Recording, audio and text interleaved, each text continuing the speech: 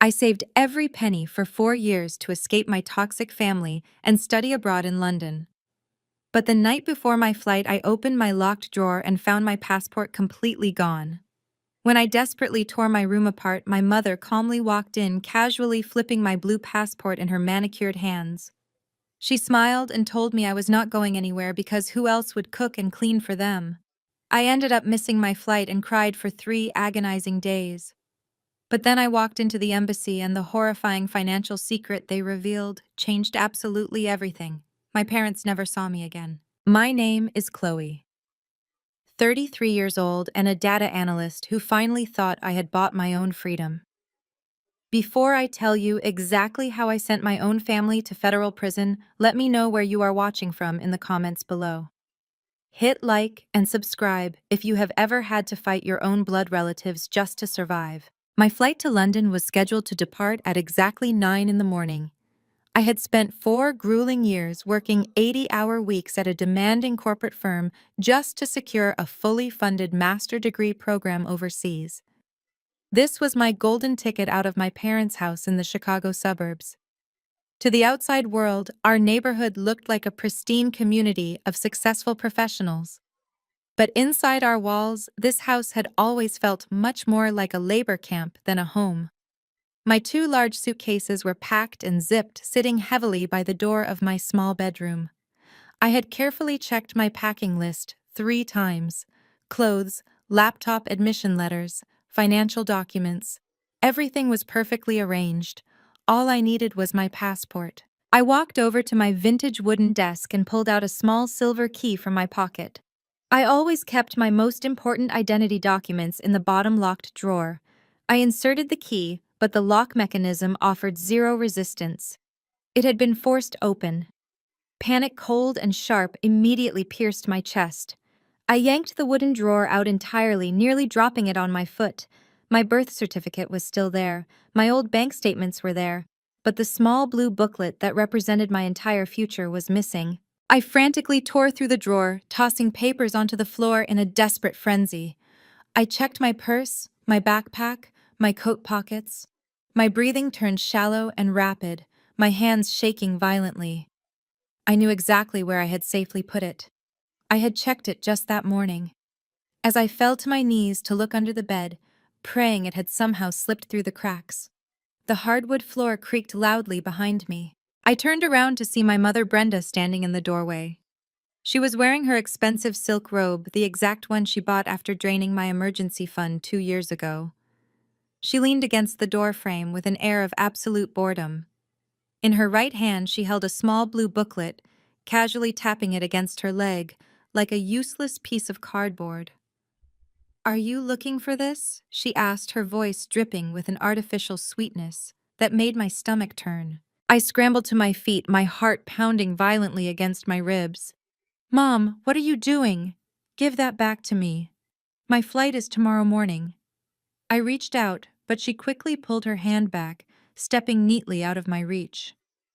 "You are not going anywhere, Chloe," she stated flatly, as if she were canceling a casual dinner reservation rather than destroying my entire life. I stared at her, unable to process the sheer audacity of her words. "What are you talking about? I have a fully funded scholarship. My bags are packed. Give me my passport right now."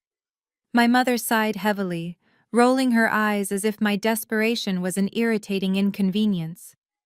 "We have already made other arrangements for you. Your sister Victoria and her husband Marcus are opening a new investment consulting firm this week. They are going to be very busy." I felt the blood drain from my face. Victoria was the golden child, the one who received luxury cars and cash handouts while I was told to work harder. Marcus was a tall, charismatic African-American man who constantly bragged about his wealth, but always seemed to need a loan from our parents. "What does their new business have to do with my master degree?" I demanded, my voice shaking with a dangerous mix of rage and terror. "Someone needs to manage their data and keep their books organized," my mother replied smoothly. "And more importantly, someone needs to take care of this house.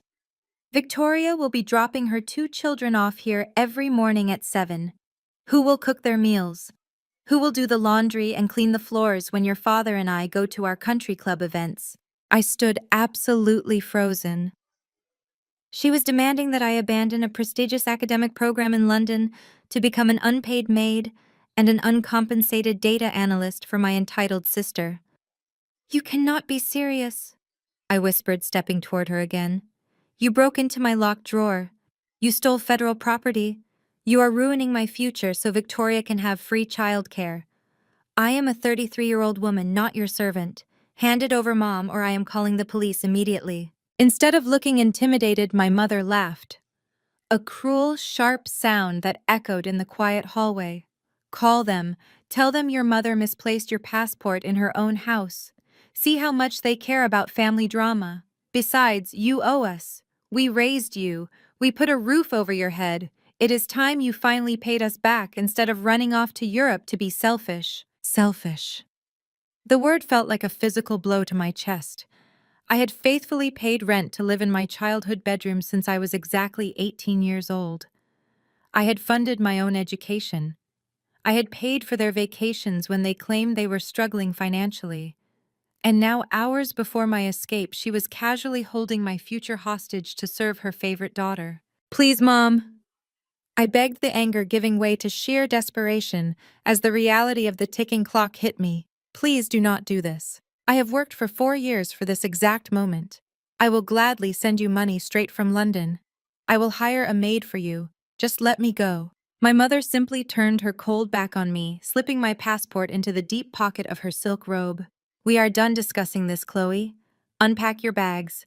Victoria is dropping the kids off at 7 sharp. I want breakfast ready by the time I wake up. She walked down the hallway, leaving me standing in the doorway of my bedroom. The silence of the house pressed against my ears. I looked at my perfectly packed suitcases, then at the empty broken drawer on my desk. The realization settled over me like a suffocating blanket. I was completely and utterly trapped. The walls of the room that I had spent years trying to escape suddenly felt smaller, closing in on me with a terrifying finality. I sank to the floor next to my luggage, burying my face in my hands as the first wave of tears finally broke through.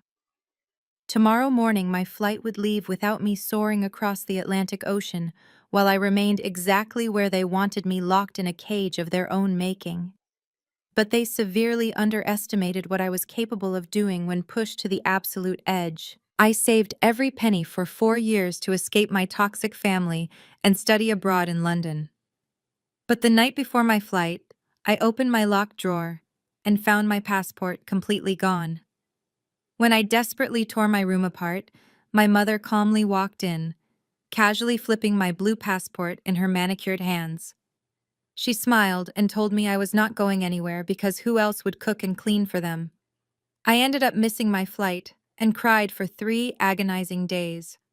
But then I walked into the embassy, and the horrifying financial secret they revealed changed absolutely everything. My parents never saw me again. My name is Chloe, 33 years old, and a data analyst who finally thought I had bought my own freedom. Before I tell you exactly how I sent my own family to federal prison, let me know where you are watching from in the comments below. Hit like and subscribe if you have ever had to fight your own blood relatives just to survive. My flight to London was scheduled to depart at exactly 9 in the morning. I had spent 4 grueling years working 80-hour weeks at a demanding corporate firm just to secure a fully funded master degree program overseas. This was my golden ticket out of my parents' house in the Chicago suburbs. To the outside world, our neighborhood looked like a pristine community of successful professionals. But inside our walls, this house had always felt much more like a labor camp than a home. My 2 large suitcases were packed and zipped, sitting heavily by the door of my small bedroom. I had carefully checked my packing list 3 times. Clothes, laptop, admission letters, financial documents. Everything was perfectly arranged. All I needed was my passport. I walked over to my vintage wooden desk and pulled out a small silver key from my pocket. I always kept my most important identity documents in the bottom locked drawer. I inserted the key, but the lock mechanism offered zero resistance. It had been forced open, Panic, cold and sharp, immediately pierced my chest. I yanked the wooden drawer out entirely, nearly dropping it on my foot. My birth certificate was still there. My old bank statements were there. But the small blue booklet that represented my entire future was missing. I frantically tore through the drawer, tossing papers onto the floor in a desperate frenzy. I checked my purse, my backpack, my coat pockets. My breathing turned shallow and rapid, my hands shaking violently. I knew exactly where I had safely put it. I had checked it just that morning. As I fell to my knees to look under the bed, praying it had somehow slipped through the cracks, the hardwood floor creaked loudly behind me. I turned around to see my mother Brenda standing in the doorway. She was wearing her expensive silk robe, the exact one she bought after draining my emergency fund 2 years ago. She leaned against the doorframe with an air of absolute boredom. In her right hand, she held a small blue booklet, casually tapping it against her leg like a useless piece of cardboard. "Are you looking for this?" she asked, her voice dripping with an artificial sweetness that made my stomach turn. I scrambled to my feet, my heart pounding violently against my ribs. "Mom, what are you doing? Give that back to me. My flight is tomorrow morning." I reached out, but she quickly pulled her hand back, stepping neatly out of my reach. "You are not going anywhere, Chloe," she stated flatly, as if she were canceling a casual dinner reservation rather than destroying my entire life. I stared at her, unable to process the sheer audacity of her words. "What are you talking about? I have a fully funded scholarship. My bags are packed. Give me my passport right now." My mother sighed heavily, rolling her eyes as if my desperation was an irritating inconvenience. "We have already made other arrangements for you. Your sister Victoria and her husband Marcus are opening a new investment consulting firm this week. They are going to be very busy." I felt the blood drain from my face. Victoria was the golden child, the one who received luxury cars and cash handouts while I was told to work harder. Marcus was a tall, charismatic African-American man who constantly bragged about his wealth but always seemed to need a loan from our parents. "What does their new business have to do with my master degree?" I demanded, my voice shaking with a dangerous mix of rage and terror. "Someone needs to manage their data and keep their books organized," my mother replied smoothly. "And more importantly, someone needs to take care of this house. Victoria will be dropping her 2 children off here every morning at 7. Who will cook their meals? Who will do the laundry and clean the floors when your father and I go to our country club events?" I stood absolutely frozen. She was demanding that I abandon a prestigious academic program in London to become an unpaid maid and an uncompensated data analyst for my entitled sister. "You cannot be serious," I whispered, stepping toward her again. "You broke into my locked drawer. You stole federal property. You are ruining my future so Victoria can have free childcare. I am a 33-year-old woman, not your servant. Hand it over, Mom, or I am calling the police immediately." Instead of looking intimidated, my mother laughed. A cruel, sharp sound that echoed in the quiet hallway. "Call them. Tell them your mother misplaced your passport in her own house. See how much they care about family drama. Besides, you owe us. We raised you. We put a roof over your head. It is time you finally paid us back instead of running off to Europe to be extremely selfish and hopelessly ungrateful tonight." I saved for 4 years to study abroad, but the night before my flight I opened my locked drawer and found my passport gone. When I tore my room apart, my mother walked in, casually flipping my blue passport in her manicured hands. She smiled and told me I was not going anywhere because who else would cook and clean? I missed my flight and cried for 3 agonizing days. Then I walked into the embassy, and the horrifying financial secret they revealed changed everything. My parents never saw me. My name is Chloe, 33 years old, and a data analyst who finally thought I bought my freedom. Before I tell you how I sent my family to federal prison, let me know where you are watching from in the comments. Hit like and subscribe if you have ever had to fight your blood relatives just to survive. My flight to London departed at exactly 9 in the morning. I spent 4 grueling years working 80-hour weeks to secure a fully funded master degree program overseas. This was my golden ticket out of my parents' house in the Chicago suburbs. To the outside world, our neighborhood looked like a pristine community. But inside our walls, this house felt like a labor camp than a home. My two large suitcases were packed, sitting heavily by the door. Everything was just perfectly arranged. All I needed was my passport. I walked to my wooden desk and pulled out a small silver key. I kept my identity documents in the bottom locked drawer. I inserted the key, but the lock mechanism offered zero resistance. It had been forced open. Panic immediately pierced my chest. I yanked the drawer out entirely. My birth certificate was there, but the blue booklet representing my entire future was missing. I tore through the drawer, tossing papers onto the floor. I checked my purse, my backpack, my coat pockets. My breathing turned shallow, my hands shaking violently. I knew exactly where I safely put it. I checked it just that morning. As I fell to my knees to look under the bed, the hardwood floor creaked loudly behind me. I turned around to see my mother Brenda standing in the doorway. She leaned against the doorframe with an air of absolute boredom. In her right hand, she held a small blue booklet, casually tapping it against her leg, like a useless piece of cardboard. "Are you looking for this?" she asked, her voice dripping with an artificial sweetness that made my stomach turn. I scrambled to my feet, my heart pounding violently. "Mom, what are you doing? Give that back to me. My flight is tomorrow morning." I reached out, but she quickly pulled her hand back, stepping out of my reach. "You are not going anywhere, Chloe," she stated flatly, as if canceling a dinner reservation rather than destroying my life. I stared at her, unable to process the sheer audacity of her words. "What are you talking about? I have a fully funded scholarship. My bags are packed. Give me my passport." My mother sighed, rolling her eyes. "We already made other arrangements for you. Your sister Victoria and her husband Marcus are opening a new investment consulting firm this week. They are going to be very busy." Victoria was the golden child, receiving luxury cars and cash, while I was told to work harder. Marcus was a charismatic African-American man who constantly bragged about his wealth but always needed a loan from our parents. "What does their new business have to do with my master's degree?" I demanded, my voice shaking. "Someone needs to manage their data and keep their books organized," my mother replied smoothly. "And someone needs to take care of this house. Victoria will drop her two children off here every morning at 7. Who will cook their meals? Who will do the laundry when your father and I go to our country club events?" I stood absolutely frozen.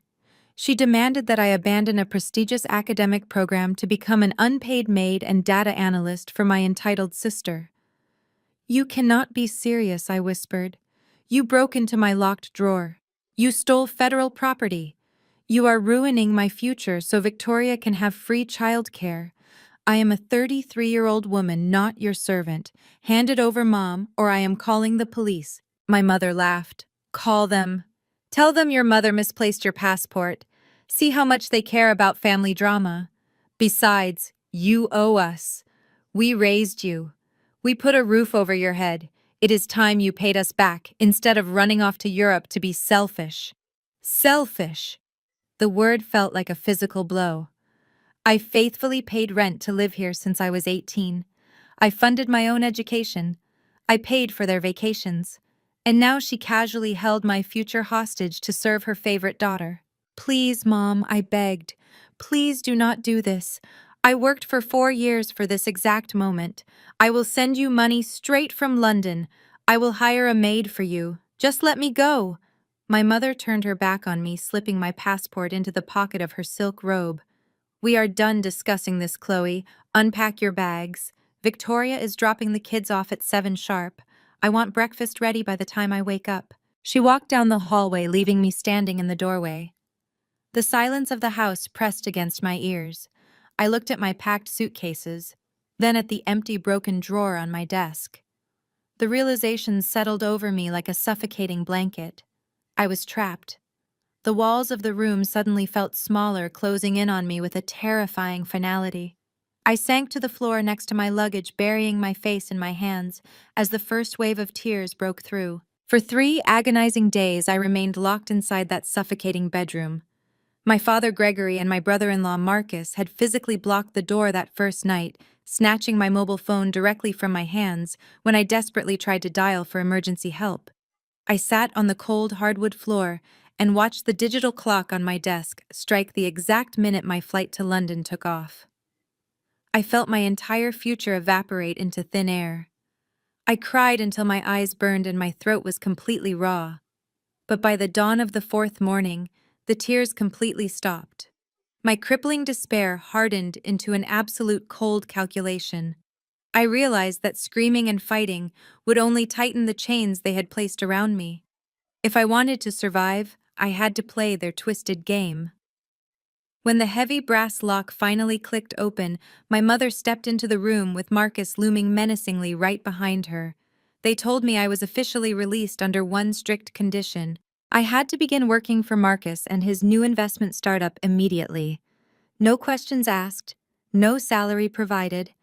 I simply nodded my head and softly agreed, keeping my eyes cast downward in fake submission. I feigned complete compliance, packing my London suitcases away and walking straight into my new reality of modern servitude. My daily psychological torment began the very next morning at 6 sharp. Victoria would pull into the driveway in her pristine luxury SUV, dropping off her two screaming toddlers before speeding away to get her morning coffee and a professional manicure. I was expected to have a hot breakfast waiting for my parents' pack lunches for my niece and nephew and scrub the entire kitchen spotless before 8. Once the morning chores were completed, I was forced to drive to the cheap rented office space that Marcus proudly called his startup headquarters. The reality of his business was nothing short of a disorganized disaster. He had rented a space in a commercial strip mall and furnished it with flashy leather chairs and an expensive espresso machine. My first task every single day was to sweep the floors, wipe down the glass conference tables, and brew his custom coffee exactly how he liked it. I was a 33-year-old highly skilled data analyst, reduced to an unpaid janitor. Marcus would sit behind his massive desk, barking orders at me while he scrolled through social media on his phone. He aggressively stepped into my personal space whenever he felt I was moving too slowly, mocking my ambitions and reminding me that I owed my skills to the family empire. I swallowed my pride and quietly organized the chaotic financial records of his company. He handed me shoeboxes full of crumpled receipts, randomly scribbled sticky notes, and digital spreadsheets that made absolutely no mathematical sense. As I sat in the dimly lit corner of the office compiling his messy data, I realized he had no actual business strategy. He was simply moving money around to look successful. But I kept my mouth shut and meticulously categorized every single transaction, playing the role of the obedient, broken sister. The absolute worst part of my daily nightmare was enduring Victoria. She would breeze into the office around noon, holding shopping bags from high-end designer boutiques. She flaunted her luxurious lifestyle with an arrogant smirk, completely oblivious to the fact that her extravagant comfort was funded entirely by the family exploitation of my hard work. She would parade around the office, showing off her new diamond watches and custom Italian leather handbags. "Look at this new collection, Chloe," she would say, holding a ridiculously expensive purse right in front of my face while I scrubbed the coffee stains off her husband's desk. "Mom and Dad gave Marcus a massive bonus for getting the business up and running so quickly. You should be proud to support us. It takes a village to build wealth." I would force a tight smile and nod, returning to my menial tasks. The psychological torment was carefully calculated to break my spirit. They wanted me to feel utterly worthless, so I would never try to escape again. Victoria would sit in the lounge area, sipping sparkling water and loudly planning her upcoming luxury vacations. She talked about booking five-star resorts in the Maldives and private villa rentals in the south of France. She spoke about hiring personal chefs and booking exclusive yacht tours, while I was literally calculating how to make a single bag of rice last through the week, because my parents had stopped giving me an allowance for personal groceries. I was trapped in a relentless cycle of exploitation. Every time I looked at the massive stacks of financial documents Marcus threw on my desk, my blood boiled. I was organizing the very numbers that paid for my own imprisonment. But as the days dragged on, my initial devastation morphed into a sharp, hyper-focused awareness.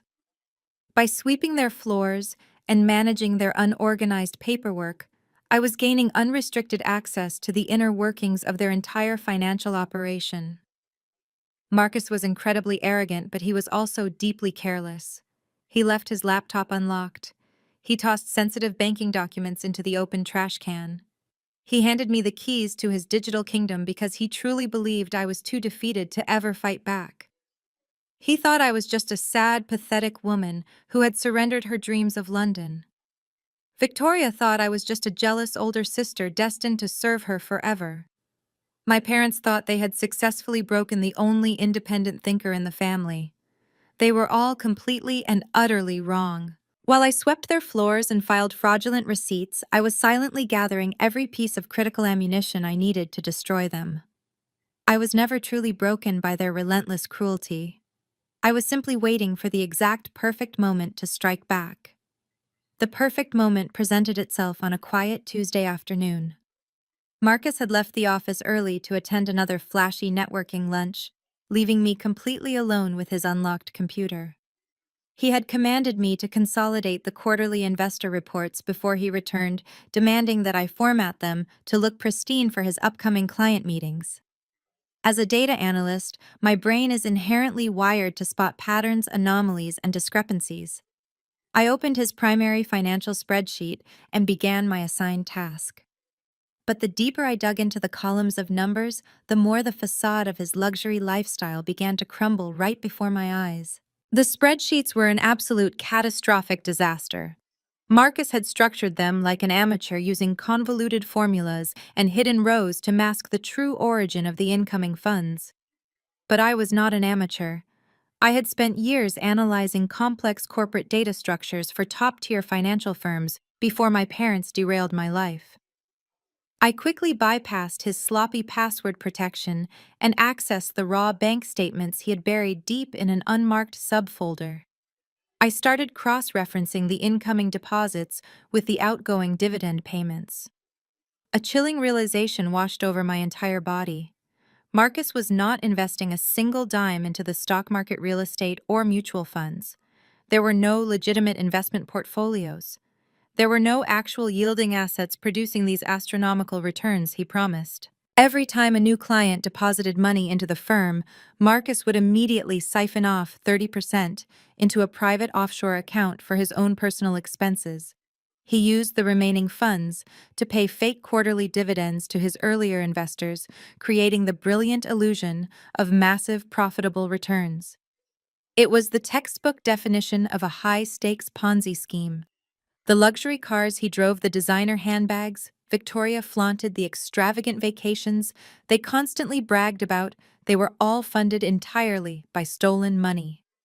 Marcus was robbing trusting people blind to finance his fraudulent empire and keep up the appearance of a wealthy mastermind. I sat absolutely frozen in the cheap leather office chair, staring at the glowing screen, as the sheer magnitude of his crime finally sank in. He was not just an arrogant, entitled brother-in-law who exploited my labor. He was a ruthless federal criminal operating a massive financial scam right under the noses of everyone who trusted him. My hands trembled slightly as I scrolled further down to the main client registry. I needed to see exactly who he was stealing from. The names on the list made my blood run completely cold. I recognized almost every single person on the spreadsheet. They were my parents' closest lifelong friends. The wealthy couples from their exclusive country club, the elderly neighbors who lived on our pristine suburban street. My mother and father had unknowingly transformed themselves into his primary recruiters.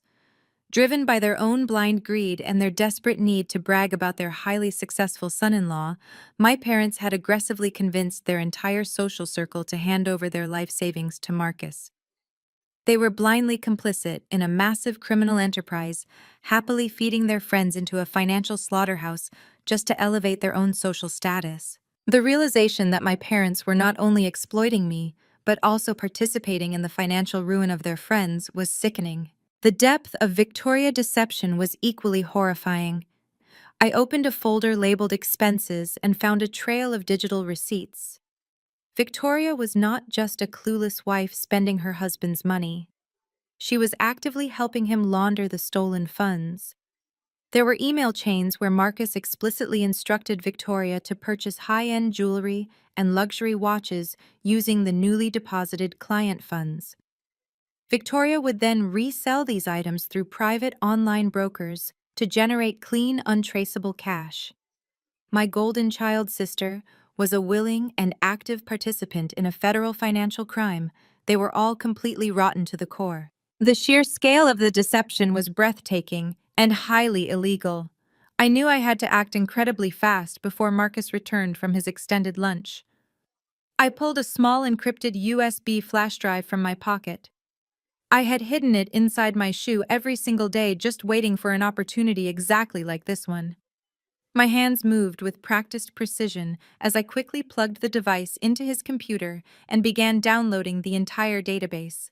I copied the raw bank statements, the fake client reports, the hidden ledgers, the client registry, and the damning email chains between Marcus and Victoria. I watched the progress bar inch across the screen, my heart hammering relentlessly against my ribs. Every passing second felt like an eternity. If he walked through that door and caught me downloading his fraudulent files, he would realize his entire operation was compromised. I copied thousands of files, ensuring I had an airtight digital paper trail of his entire criminal enterprise. When the transfer finally reached 100%, I safely ejected the flash drive and slipped it back into my shoe, pressing it flat against the sole.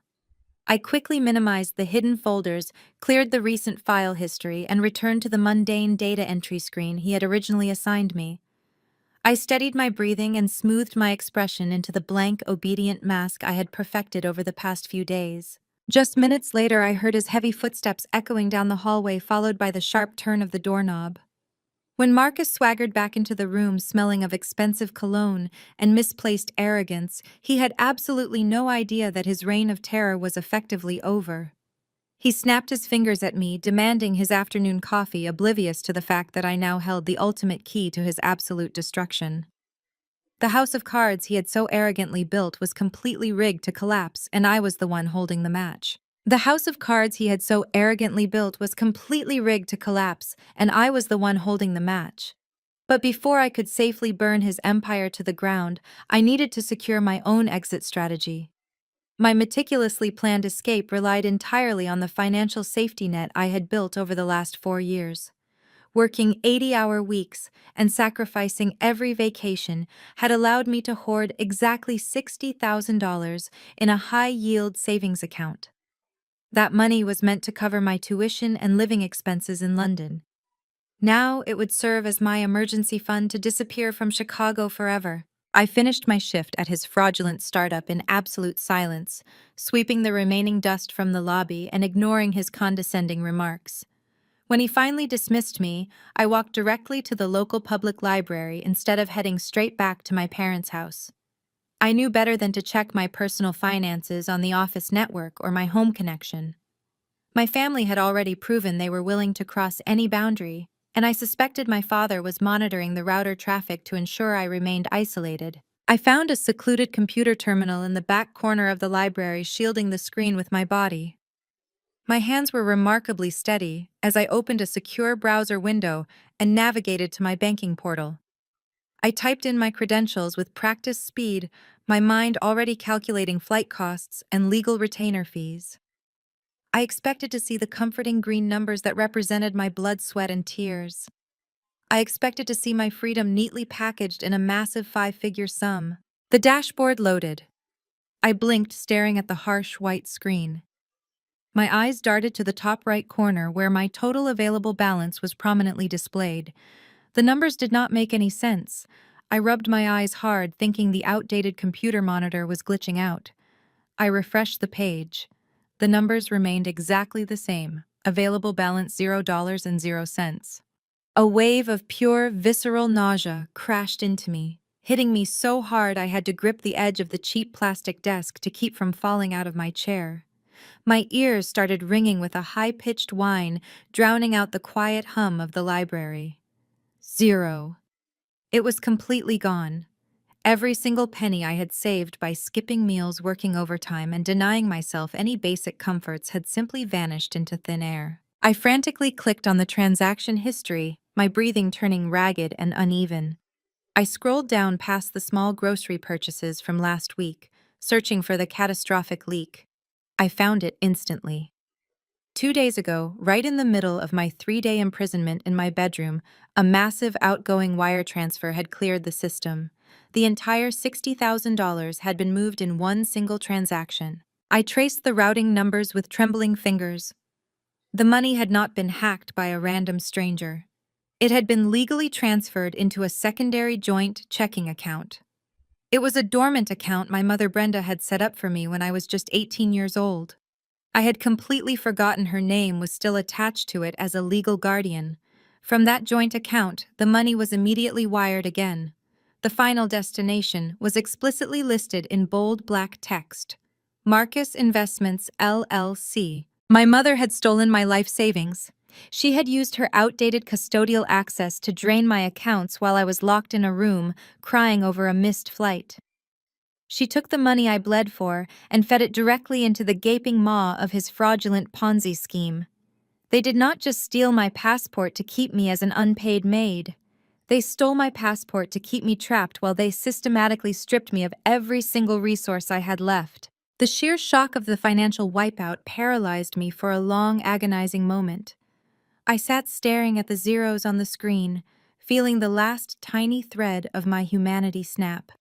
Any lingering hesitation I harbored about sending my own blood relatives to prison vanished completely. Any microscopic trace of daughterly love, familial loyalty, or sympathetic guilt was instantly incinerated. They were not my family. They were ruthless predators who saw me as nothing more than a bank account to be drained and a body to be exploited. A dangerous, chilling calm washed over my entire being. The tears that had threatened to fall just minutes ago completely dried up. My sadness evaporated, leaving behind a hardened, unbreakable core of absolute vengeance. I logged out of the banking portal, wiping the browser history and clearing the cache with robotic precision. I stood up from the library terminal feeling lighter than I had in days. I was no longer a victim mourning a lost scholarship or a stolen dream. I was a weapon fully loaded and aimed directly at their hearts. I walked out of the library and stepped into the biting evening air, my posture perfectly straight. I did not have a single dollar to my name, but I possessed something far more valuable. I held the digital evidence that would dismantle their entire fake lives. They thought taking my money would render me entirely powerless. They foolishly believed that leaving me with $0 would force me to submit to their control forever. But stripping me of everything meant I officially had absolutely nothing left to lose. I marched back toward my parents' house, ready to face the monsters who raised me. I needed to look them directly in the eyes and hear them confess to what they had done. I needed them to hand me the final verbal proof of their ultimate betrayal. The time for hiding and weeping was officially over. I was going to aggressively confront them all tonight without any mercy. I slammed the heavy oak front door behind me, letting the loud thud echo through the pristine hallway of my parents' house. I marched straight into the formal living room, where my mother Brenda and my father Gregory were relaxing. The fireplace was crackling warmly. My father was casually flipping through a golf magazine in his leather recliner.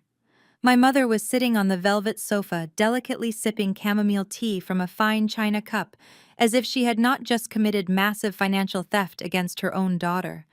I stood in the center of the plush Persian rug and glared at them. "Where is my $60,000? I demanded, my voice echoing off the high ceilings. My father did not even bother looking up from his magazine. My mother slowly lowered her porcelain cup to its matching saucer, placing it on the glass coffee table with deliberate, agonizing care. She smoothed the invisible wrinkles from her expensive silk trousers and looked at me with an expression of mild annoyance. "Please lower your voice, Chloe," she instructed coldly. "You are giving me a terrible migraine. And what money are you talking about? Do not play dumb with me, Mom, I snapped, stepping closer to the sofa. I just came from the library. I checked my online banking portal. The $60,000 I saved over the last 4 years is completely gone. I saw the transfer record. You used your outdated custodial access on my childhood checking account to drain every single penny I owned. You wired my entire life savings to Marcus. My father finally closed his magazine, tossing it onto a side table. He let out a long, exasperated sigh like a parent dealing with an unruly toddler. We did not drain anything, Chloe, he stated flatly. We merely reallocated stagnant family resources to a much more productive venture. Reallocated. I repeated the word, tasting like venom on my tongue. You stole my money. That was my tuition. That was my rent for London. That was my money. It was sitting in a joint account. My mother corrected, her tone dripping with condescension. Legally, I have every right to authorize transfers from an account bearing my name. I opened that account for you when you were a teenager. You should be thanking me for managing your finances so effectively. Thanking you, I laughed, a harsh, humorless sound that startled them both. You wiped out my entire existence to fund a fake consulting firm. My mother picked her tea back up, taking a calm sip. Do not be so incredibly dramatic, Chloe. Marcus needed immediate seed money to secure premium office space and impress high-net-worth clients. You were planning to waste that massive sum on a useless degree in a foreign country. We decided it was far more beneficial to invest that capital right here at home. You just invested in your sister Victoria and her bright future. You should feel incredibly proud. Proud?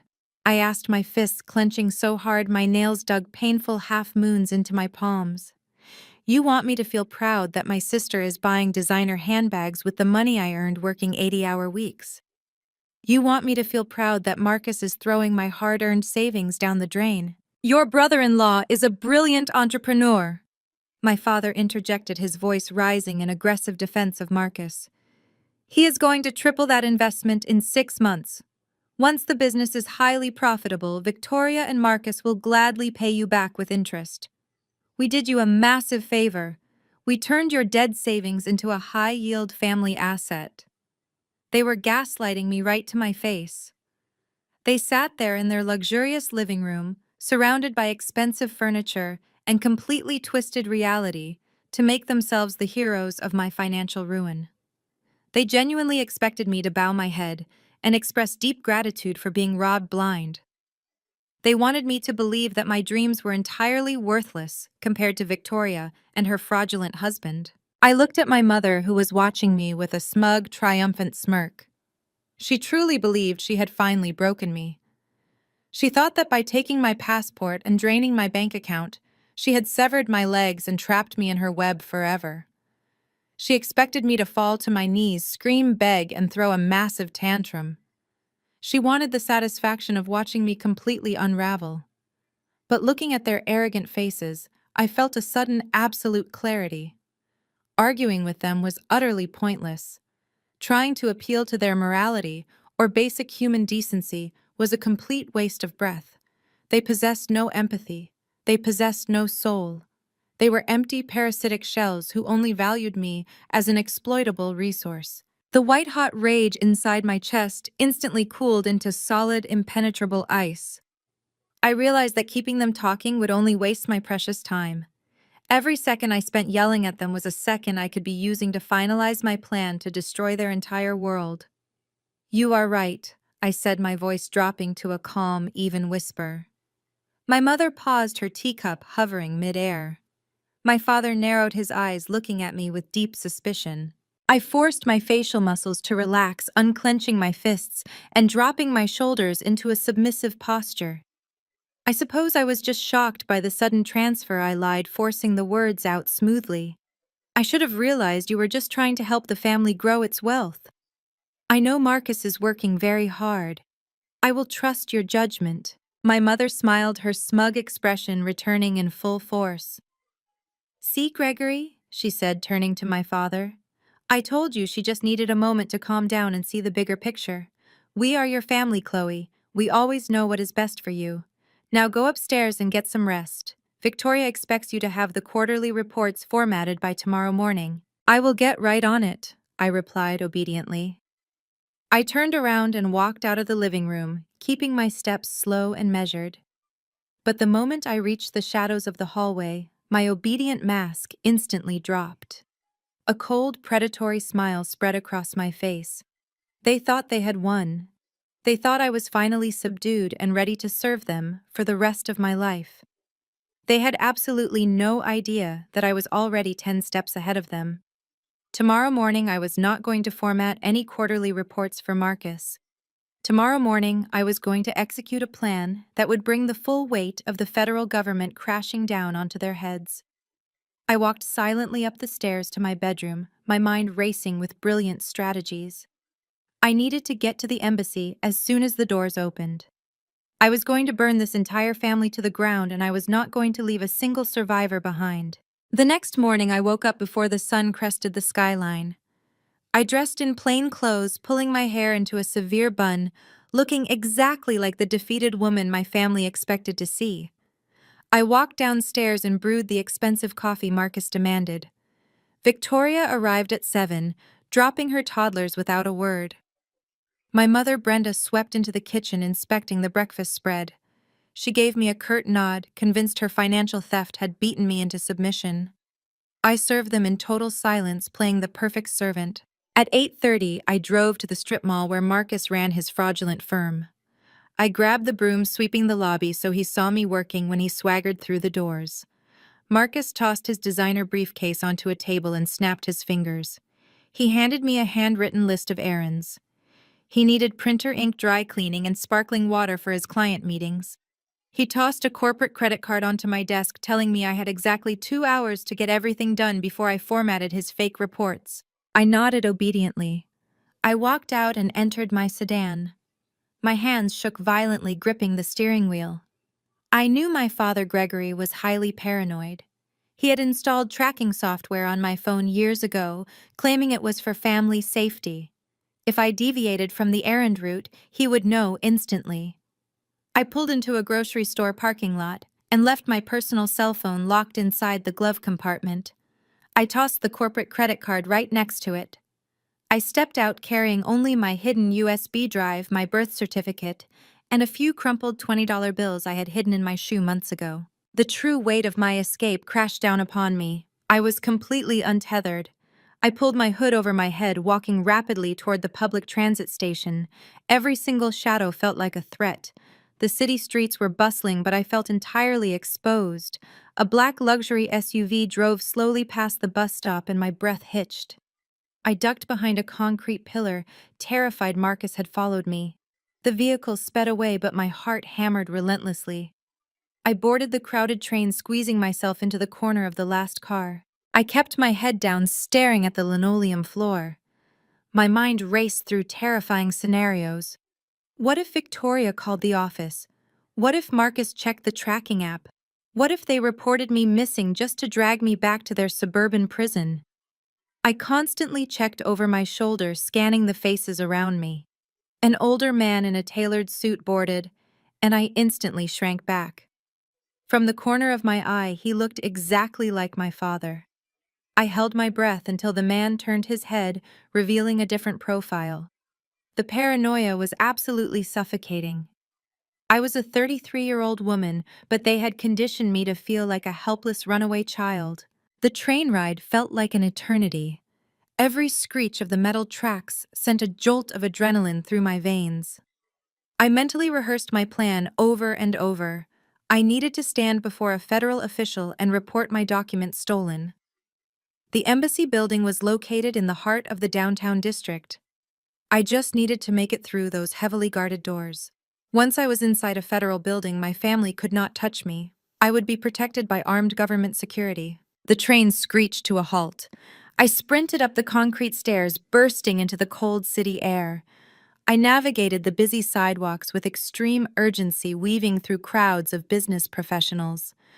I checked my reflection in the glass storefronts, ensuring nobody was tailing me. I took 3 different detour routes to be absolutely certain I had not been followed. My legs ached and my lungs burned, but I did not dare slow down. Finally, I turned the corner and saw the towering embassy building looming ahead. The massive stone pillars represented my absolute salvation. A line of people wrapped around the entrance waiting to pass through the metal detectors. I took my place at the back, shifting my weight anxiously. I scanned the busy street, watching for my father's car or Marcus and his aggressive swagger. The minutes ticked by, agonizingly slow. I mentally counted every single second. When I reached the front of the line, the armed security guard instructed me to empty my pockets.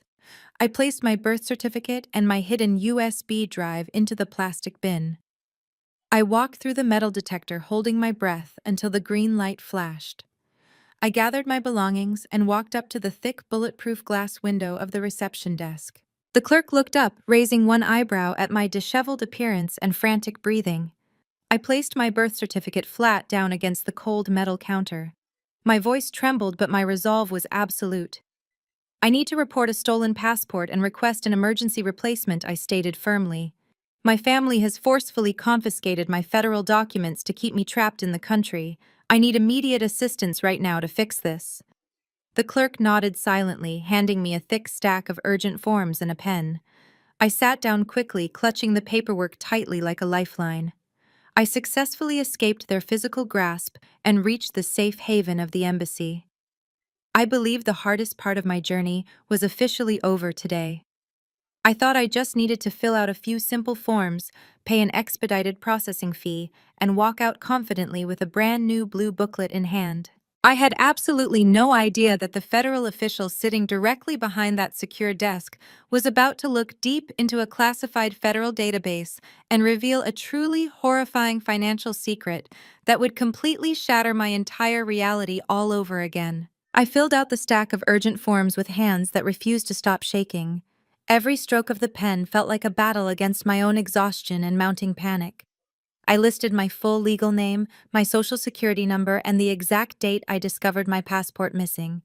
I wrote down the names of my mother Brenda and my father Gregory, identifying them clearly as the individuals who had unlawfully confiscated my federal documents. I took a deep breath, clutching the paperwork tightly against my chest. I sat in the hard plastic waiting chair, staring at the digital screen displaying ticket numbers. My number was 74. The screen currently read 68. Every time the electronic chime sounded, my heart jumped right up into my dry throat.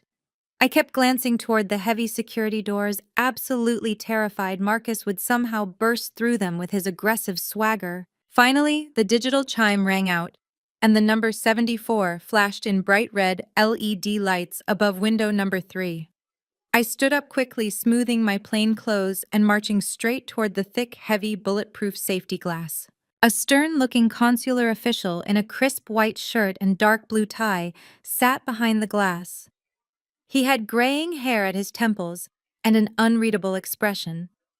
He slid a small plastic tray through the gap beneath the glass, signaling me to submit my documents. I placed my completed forms and my original birth certificate into the tray, sliding it back to him. I need to report my passport stolen by my immediate family, I stated, keeping my voice professional. I was scheduled to fly to London yesterday for a fully funded master degree program. My parents forcefully took my passport to prevent me from leaving the country and locked me inside a room. I need an emergency replacement issued today so I can salvage my scholarship and leave Chicago. The official nodded silently, his expression remaining entirely neutral. He picked up my forms and began typing my information into his secure computer terminal. He scanned my birth certificate, verifying my identity against the federal database. I stood there feeling a slight wave of relief wash over me. I thought the process was moving forward smoothly. I watched his fingers fly across the keyboard, anticipating the moment he would hand me a receipt for the expedited processing fee. But suddenly, his hands stopped moving completely. He stared at his computer screen, his eyes narrowing sharply. The neutral customer service mask he wore instantly vanished, replaced by a look of intense, severe scrutiny. He leaned closer to the monitor, hitting the enter key one more time, as if verifying something he simply could not believe. The heavy silence stretched between us, feeling thicker and more suffocating with every passing second. He looked away from the screen and stared directly at me, his gaze piercing right through the bulletproof glass. "Miss Chloe," he asked, his tone dropping an entire octave into something incredibly serious. "Can you confirm your current residential address and your primary place of employment?" I swallowed hard, suddenly feeling very small under his scrutiny. I confirmed my parents' address where I had been living and paying rent. I also stated the name of the corporate firm I had worked at for 4 years, explaining I had just resigned. He typed my answers into the system and shook his head slowly. "Are you absolutely certain you are not currently employed as a primary guarantor or executive officer for a local investment consulting firm?" He asked, his voice laced with heavy suspicion. I felt the blood drain entirely from my face. My mind instantly flashed to Marcus and his fraudulent startup. "No," I replied firmly. "My brother-in-law Marcus runs an investment firm. They forced me to do unpaid data entry for him over the last 3 days, but I hold no official position there. I am absolutely not a guarantor." The official let out a long, heavy sigh and turned his monitor slightly, as if reviewing a highly classified file. "Miss Chloe, I cannot issue you an emergency passport today," he stated flatly. "Your passport is not just missing, it is actively tied up in a massive federal financial hold." I stared at him, my brain struggling to process his words. "A federal financial hold?" I repeated, my voice barely a whisper. "What does that even mean?" He leaned forward, speaking deliberately. "It means your stolen passport was recently used as primary identity collateral. Your name and your immaculate credit history are currently anchoring a massive federal loan. Your family did not just steal your physical document to keep you in the country." He explained, his voice tight with professional concern. "They used your federal identity to bypass the strict banking regulations required for commercial funding. The system shows that your specific passport number was submitted exactly 3 days ago as the ultimate verification layer for a highly suspicious commercial credit application." My entire body went completely numb as the horrifying reality crashed down upon me. 3 days ago was the exact same day my mother Brenda broke into my locked drawer. It was the exact day my father Gregory and Marcus trapped me inside my bedroom while my flight took off without me. They needed to keep me physically present in the United States, so I could not flag any international fraud alerts while they hijacked my financial identity. "You are currently locked into a massive federal system alert," the official stated firmly. "If I issue you a new emergency passport right now, it will immediately trigger a global fraud warning, and you could be detained at the airport." I gripped the metal counter, fighting the intense wave of dizziness. My own flesh and blood had weaponized my perfect record to build their fake empire. I thought losing my $60,000 was the worst betrayal they could commit. I was completely wrong. They sold my future. The wait felt like an eternity. I sat completely frozen in the hard plastic chair, staring at the empty space behind the bulletproof glass.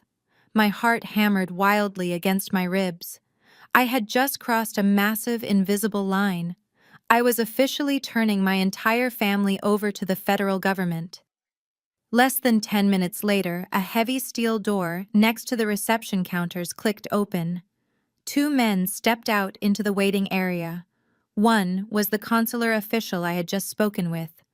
The other man was tall, broad-shouldered, and carried an aura of absolute authority.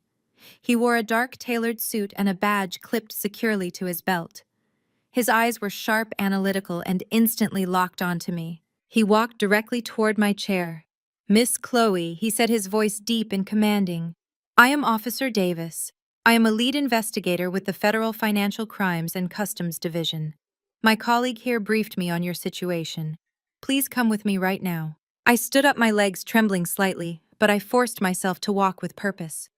I followed Officer Davis through the heavy steel door, leaving the crowded public waiting room far behind. We walked down a long, sterile hallway until we reached a windowless interrogation room. The room contained a heavy metal table, 2 chairs, and a standalone computer terminal. Officer Davis gestured for me to sit down. He closed the door, locking it securely behind us.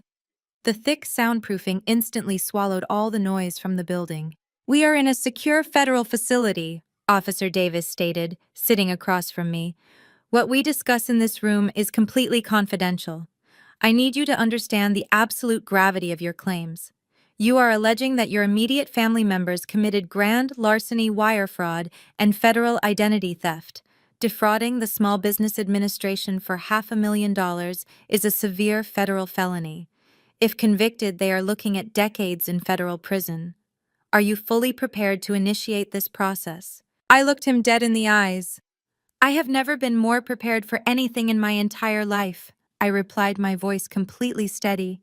"They stole my passport to trap me. They stole my life savings to fund their crime. They forged my signature to frame me for their massive debt. I want them locked away forever." Officer Davis studied my face, nodding slowly. He recognized the hardened resolve of a woman who had absolutely nothing left to lose. "You mentioned you have an encrypted drive," he said, gesturing toward the metal table. "Show me exactly what you have." I reached down into my shoe and retrieved the small black USB flash drive. I placed it gently on the center of the table.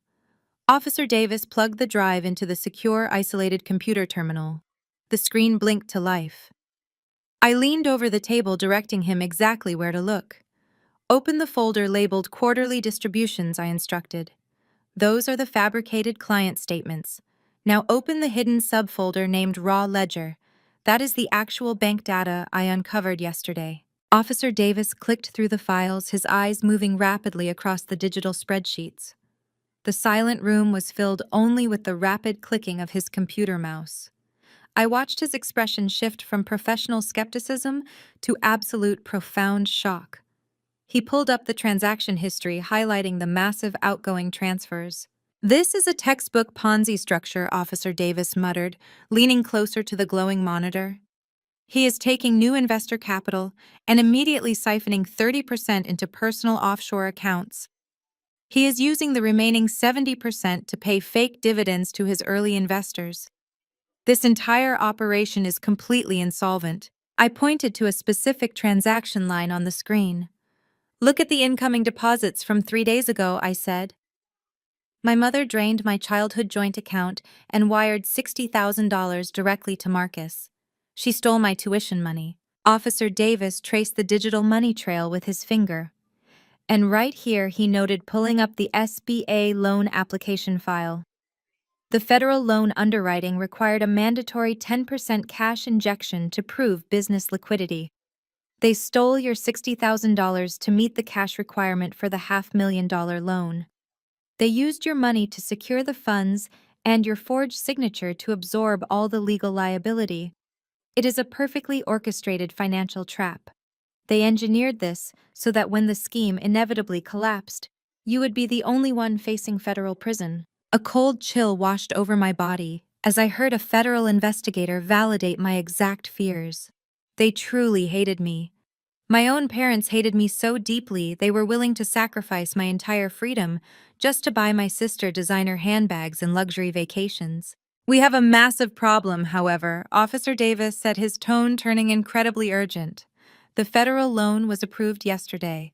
The Treasury is scheduled to disperse the $500,000 directly into Marcus and his business account by tomorrow morning. Once those funds hit his fraudulent account, he will instantly wire the money offshore. The government will lose $500,000, and your family will disappear with the stolen cash." Panic flared in my chest. "You have to stop the transfer," I pleaded. "You have to freeze the accounts before he gets the money."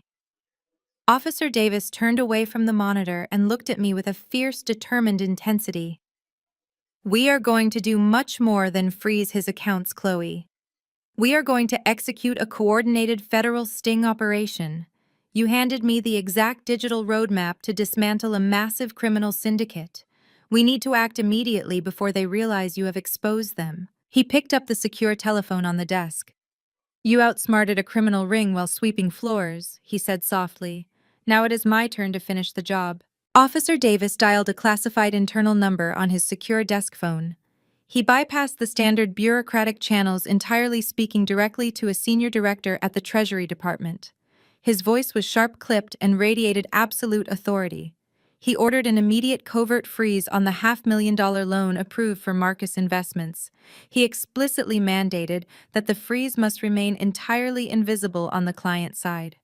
Marcus would log into his banking portal tomorrow morning and still see the funds marked as pending dispersal.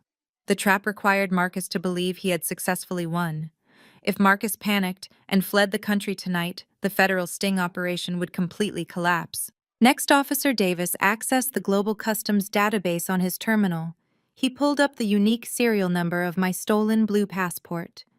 With a few rapid keystrokes, he placed a critical federal red flag directly on the document. He turned the monitor so I could see the glaring crimson warning spanning across my digital file. If anyone attempts to use this specific passport for international travel, commercial banking, or identity verification, it will immediately trigger a silent alarm across all federal law enforcement agencies, he explained.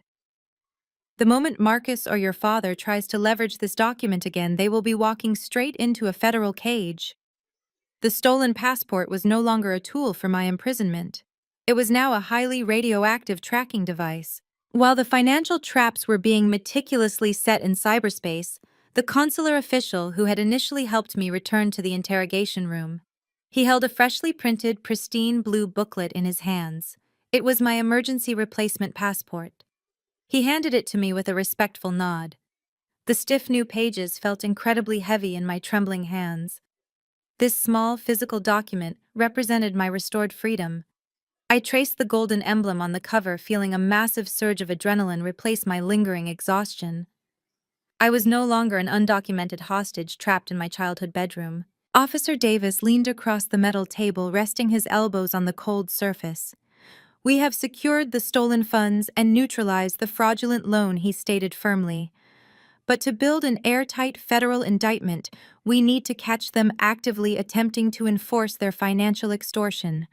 We need to draw them out into a heavily monitored public space where federal agents possess absolute jurisdiction.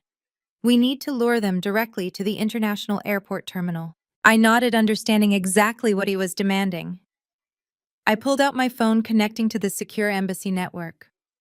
I accessed my airline application and selected a one-way ticket to London, departing at 5 o'clock tomorrow afternoon. I deliberately used the credit card linked to my compromised childhood joint account, the exact same account my mother Brenda had violently drained just 2 days ago. I knew my mother received instant SMS text alerts for any transaction attempted on that specific account. By purchasing the ticket, I was intentionally ringing the alarm bell. Wait, I said, my finger hovering over the final confirmation button. If I buy this ticket right now, Brenda will receive the notification instantly. She will alert Marcus and my father.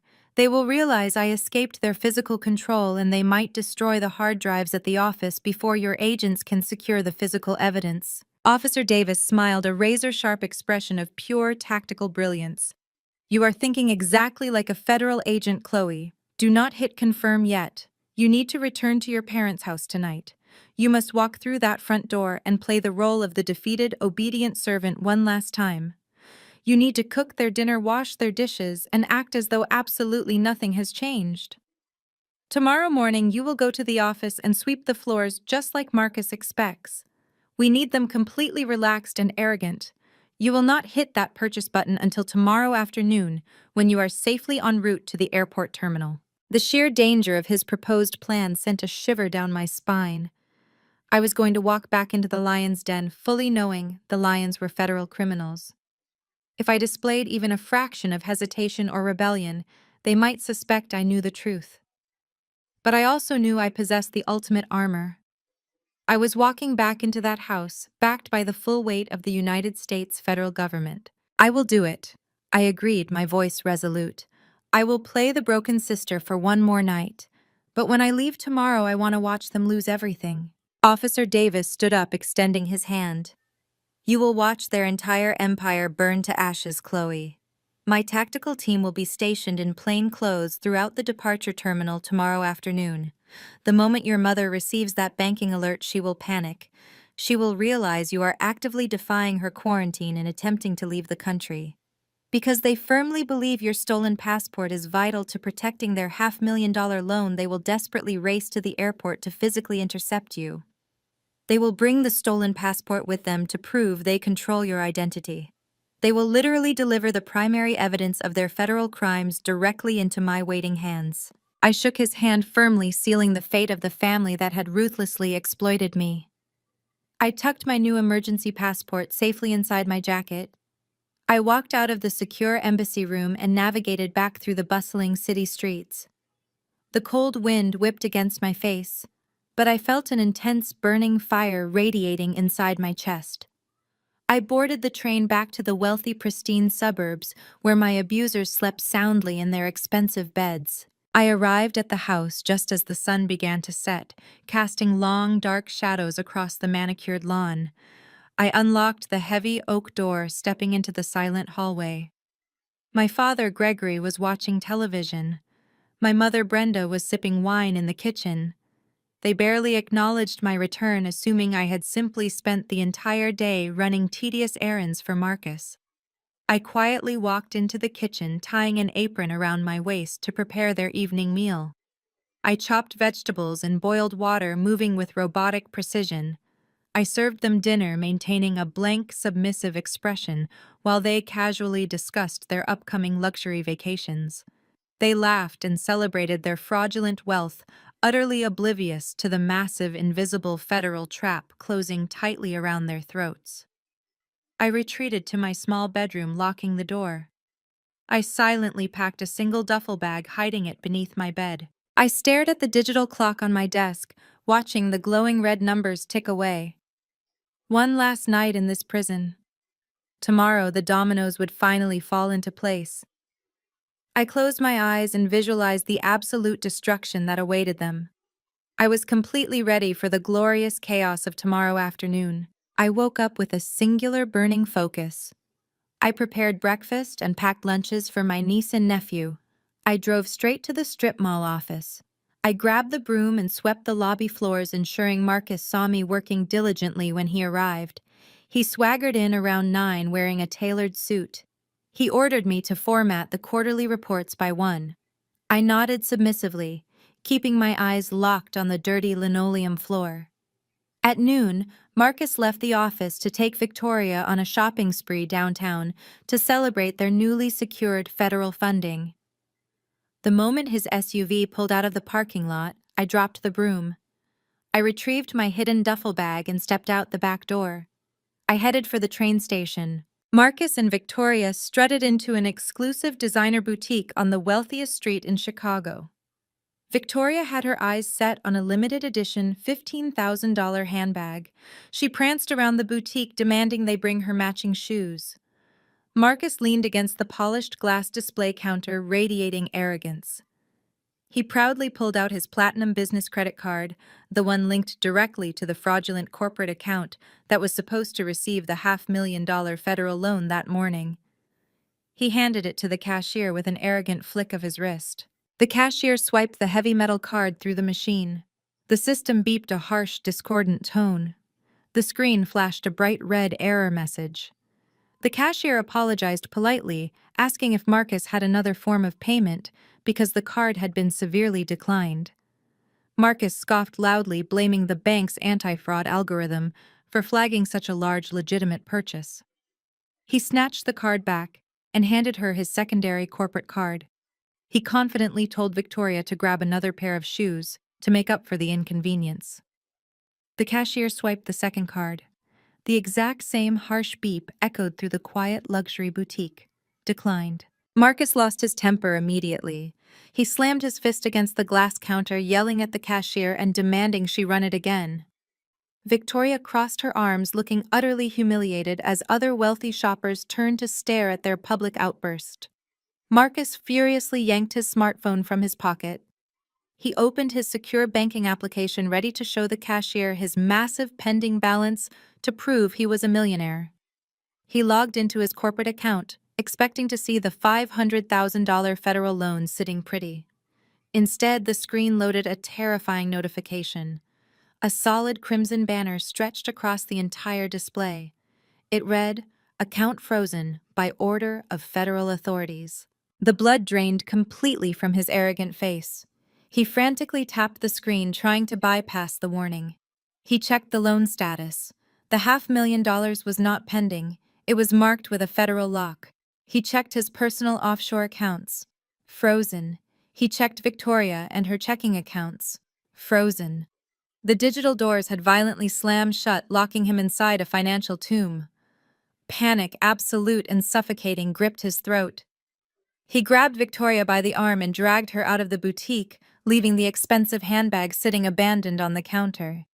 He knew instantly that his entire fraudulent empire was collapsing, but he had no idea that I was the one who pulled the trigger. While Marcus was having a total meltdown on the sidewalk, I was sitting comfortably on a high-speed train, speeding directly toward the International Airport terminal.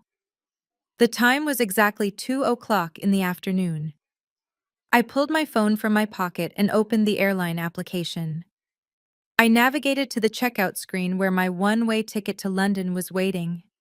I selected the payment method, ensuring it was securely linked to the joint checking account my mother had used to steal my life savings. I took a deep breath, feeling the weight of the last 4 days lifting off my shoulders. I pressed the Confirm Purchase button. The application processed the payment, and a bright green checkmark appeared on my screen. 10 miles away, my mother Brenda was sitting on the patio of her exclusive country club sipping a mimosa. Her phone buzzed sharply inside her designer purse. It was an automated SMS banking alert from the joint account. She picked it up, expecting to see a minor charge. Instead, she saw a massive transaction for a one-way international flight purchased under the name Chloe. Brenda dropped her crystal glass, shattering it against the stone patio. She leaped out of her chair, ignoring the startled gasps of her friends. She realized instantly what that notification meant.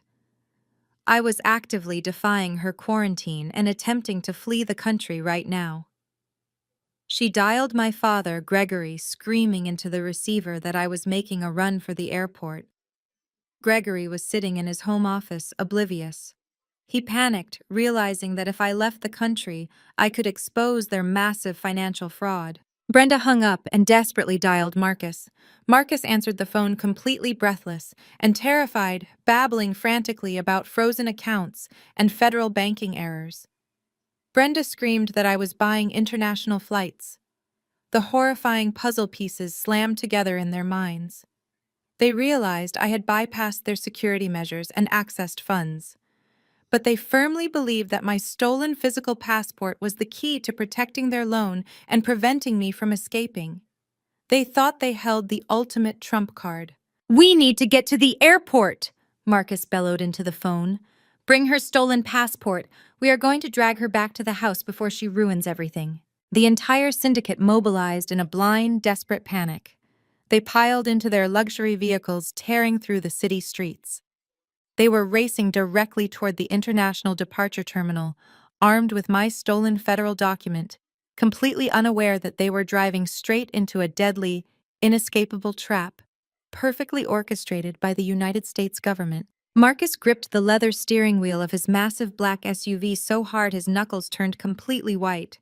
He swerved violently across 3 lanes of congested afternoon traffic, cutting off a semi-truck.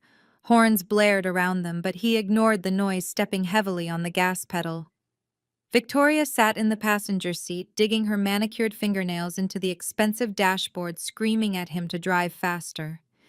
In the back seat, my mother Brenda clutched her designer purse tightly against her chest. Inside that purse rested my stolen blue passport. My father Gregory sat beside her, his face flushed with a dangerous shade of crimson, furiously dialing my phone number over and over again. I had blocked all of their numbers the second I stepped off the train. The automated voicemail greeting only fueled their absolute rage. They were a car full of cornered predators speeding recklessly toward the airport. Marcus hit the steering wheel with his fist, cursing loudly. He still could not comprehend the magnitude of his financial collapse. He genuinely believed that I had simply hacked into his banking portal and triggered a temporary security lockdown. He thought my flight purchase was just a desperate tantrum. None of them realized the federal government had already seized their assets. They firmly believed that if they could just drag me back to the suburban house and physically force me to surrender my passwords, they could restore their fraudulent empire. They thought they still held the ultimate leverage because Brenda had my original identification. She cannot leave the country without this. Brenda stated, her voice trembling with a toxic mixture of panic and arrogance. She tapped the side of her purse. The airlines will not let her board an international flight. We just need to catch her at the check-in counter and drag her back to the car. She is throwing a massive fit because she is jealous of Victoria. Victoria whipped her head around to glare at our mother. She ruined my shopping trip, Mom. My cards were declined in front of everyone. Do you have any idea how humiliated I felt? When we get our hands on her, I am going to make her scrub the office floors on her hands and knees for a month. Gregory leaned forward, gripping the back of the front seats. Just focus on the road, Marcus, he commanded harshly. If she makes a scene at the airport, we tell security she is experiencing a severe mental breakdown. We tell them she stole money from our family business and we are taking her directly to a psychiatric hospital. We control the narrative. We always control the narrative. Marcus nodded aggressively, pressing the accelerator down to the floorboards. He weaved through the dense highway traffic, treating the lanes like a personal racetrack. He narrowly avoided a collision with a concrete barrier as he took the airport exit ramp at a terrifying speed. He did not care about the safety of the other drivers on the road. He only cared about his frozen bank accounts and his crumbling fake millionaire status. The massive green highway signs directing them to the international departure terminal loomed overhead. While they were risking their lives and the lives of everyone around them in a desperate highway chase, I was experiencing a profound sense of absolute peace. I stepped off the airport transit train and rode the long escalator up to the main departure level. The massive glass windows of the terminal allowed the bright afternoon sunlight to pour in, illuminating the busy concourse. Thousands of travelers bustled around me, dragging wheeled suitcases and checking departure screens. I did not feel the suffocating paranoia that had plagued me just yesterday. I walked with a steady, confident stride. I slipped my hand into my jacket pocket, feeling the crisp edges of my newly issued emergency passport. The federal government had armed me with the exact tool I needed to secure my freedom.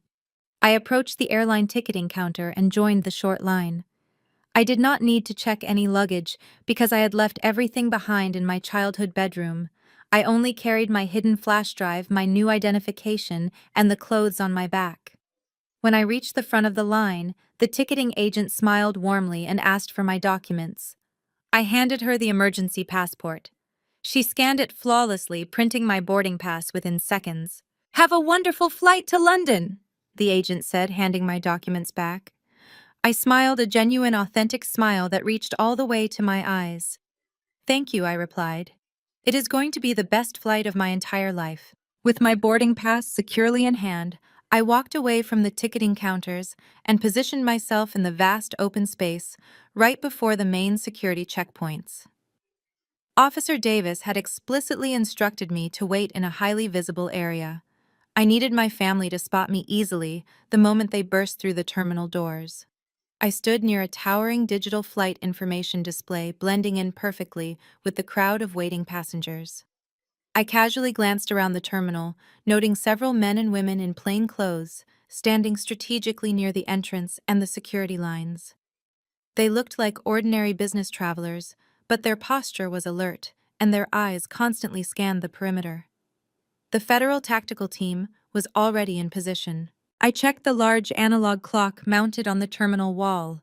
It was exactly 2:45 in the afternoon. My flight would begin boarding in exactly 1 hour. My heart beat with a steady rhythmic thrum.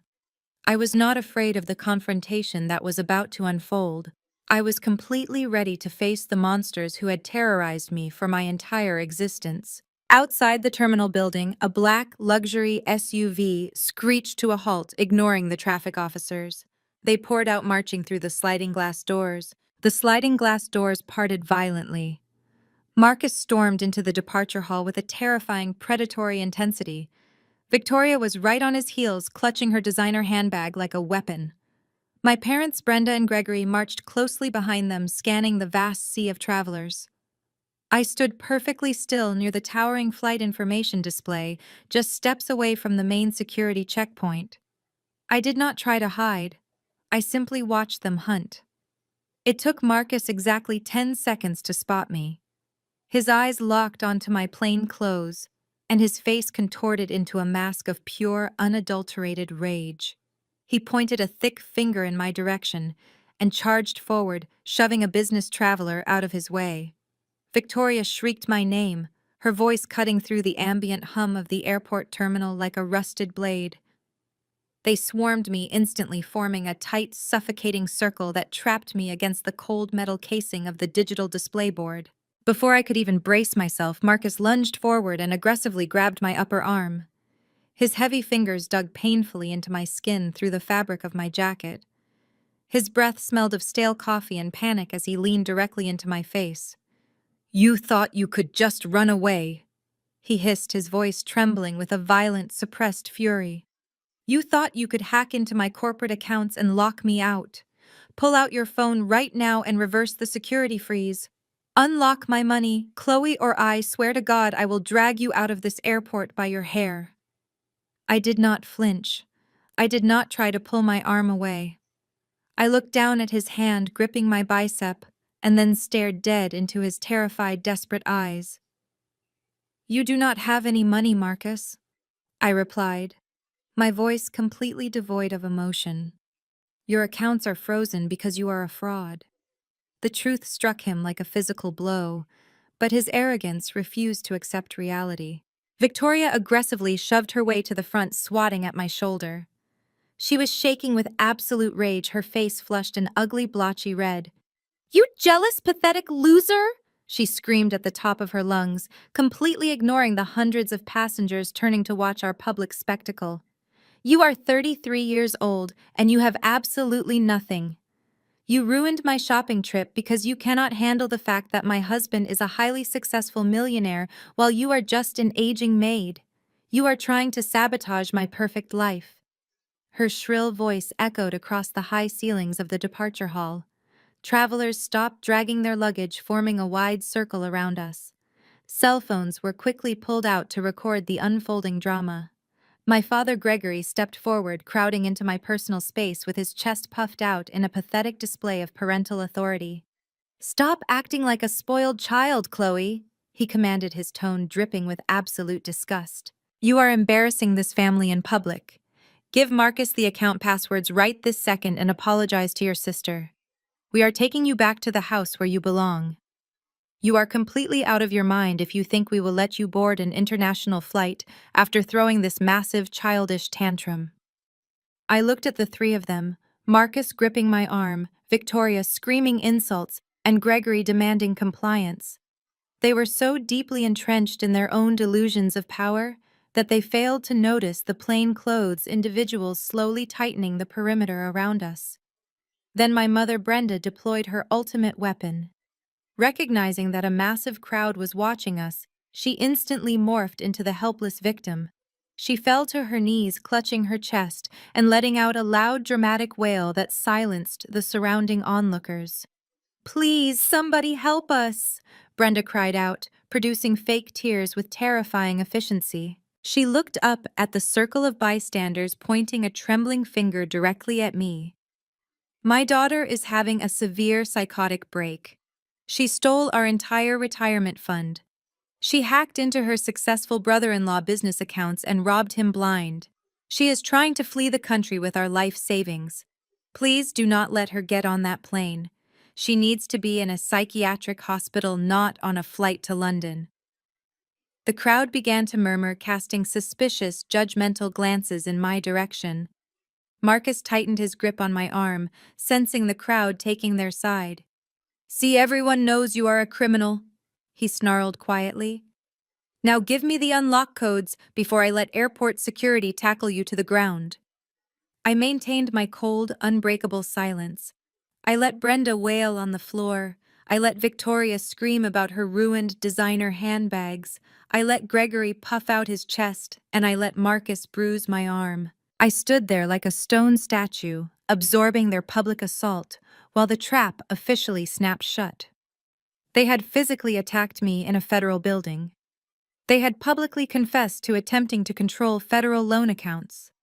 They had brought the stolen passport directly into the terminal. They had handed the federal government every single piece of evidence required to lock them away for decades. The arrogant delusion blinding them was absolutely astonishing. They genuinely believed their coordinated theatrics could override objective reality and force me into submission right here in the airport. Brenda continued to sob theatrically, clutching her expensive blouse as she rocked back and forth on the polished floor. Victoria kept shrieking that I owed her an apology for ruining her afternoon. Marcus sneered confidently, leaning closer to press his distinct physical advantage. Gregory stood tall, convinced his parental authority made him invincible. They were completely unaware that every single word they just yelled had been meticulously recorded by the highly trained undercover federal agents actively closing in around our violent and chaotic public scene right now. Two uniformed airport security officers forcefully pushed their way through the dense ring of agitated onlookers. Their heavy boots thudded against the polished tile floor as they rushed toward the epicenter of our chaotic confrontation. Marcus saw them approaching and instantly adjusted his aggressive posture. He loosened his bruising grip on my bicep just enough to appear protective rather than violent, pulling me slightly toward his chest. He plastered a look of deep familial concern across his arrogant face, playing the role of a desperate caretaker attempting to subdue a highly unstable relative. "Officers, thank God you are here," Marcus announced, his voice projecting loud enough for the entire terminal to hear. "My sister-in-law is experiencing a severe psychiatric episode. She hacked into our corporate banking portal this morning and locked us out of our own business accounts. She is completely delusional and trying to board an international flight with our stolen money. We just need to get her safely back to her medical facility." Brenda saw the uniformed guards and immediately amplified her theatrical performance. She threw her hands up toward the ceiling, letting out a series of ragged, dramatic gasps. She scrambled up from the floor, clutching the arm of the nearest security officer with her perfectly manicured fingernails. "Please, you have to arrest her," Brenda wailed, her voice breaking with manufactured agony. "That ungrateful girl stole my entire life savings. She wiped out the retirement fund my husband and I worked 40 years to build. She is a ruthless thief, trying to flee to London with everything we own. Look at her standing there without a single shred of remorse." The first security officer, a tall man with a stern expression, looked at Brenda and then shifted his hard gaze directly to me.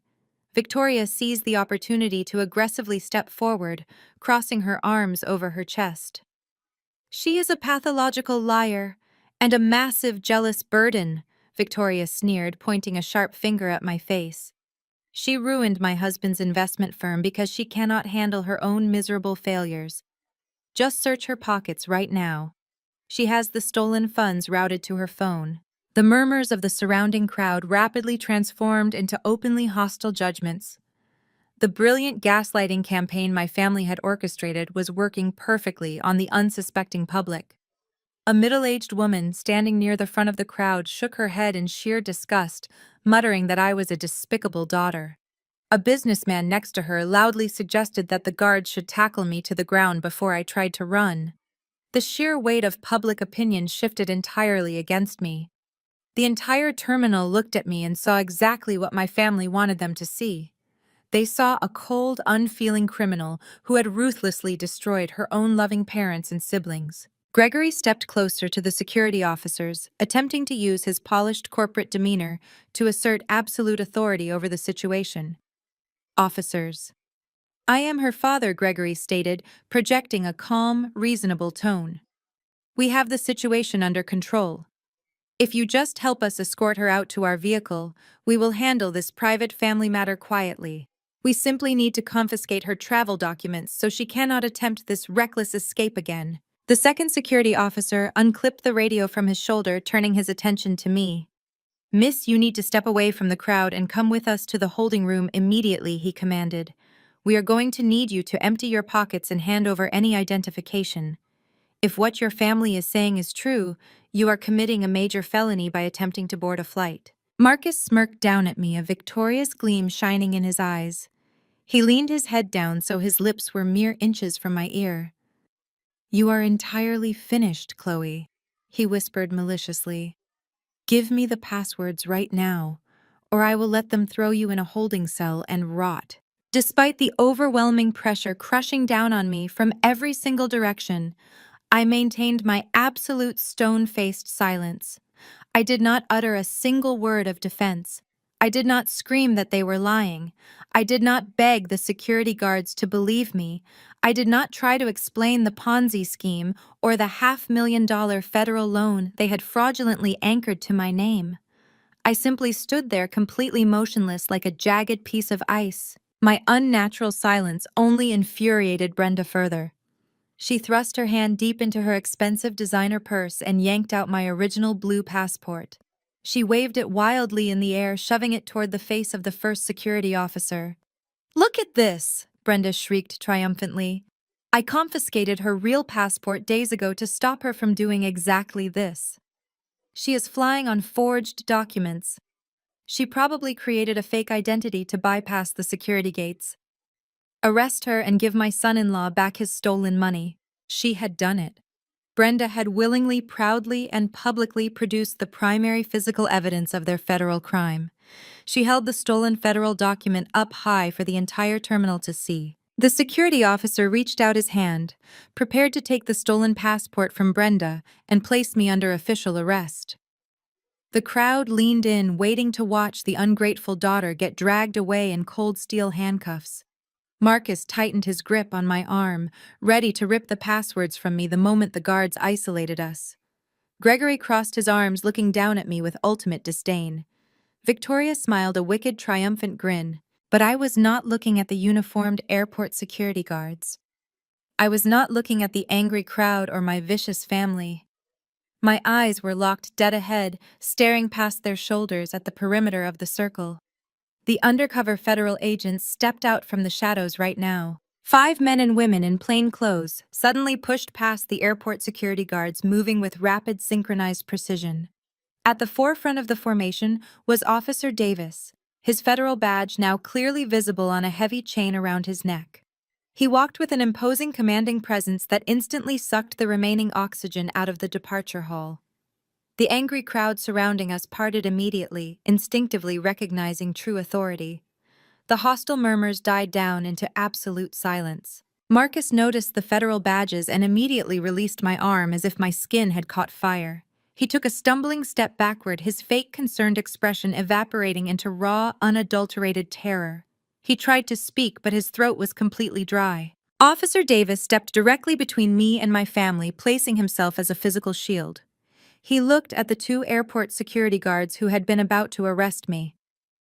"Stand down, gentlemen," Officer Davis commanded, his voice echoing across the quiet terminal.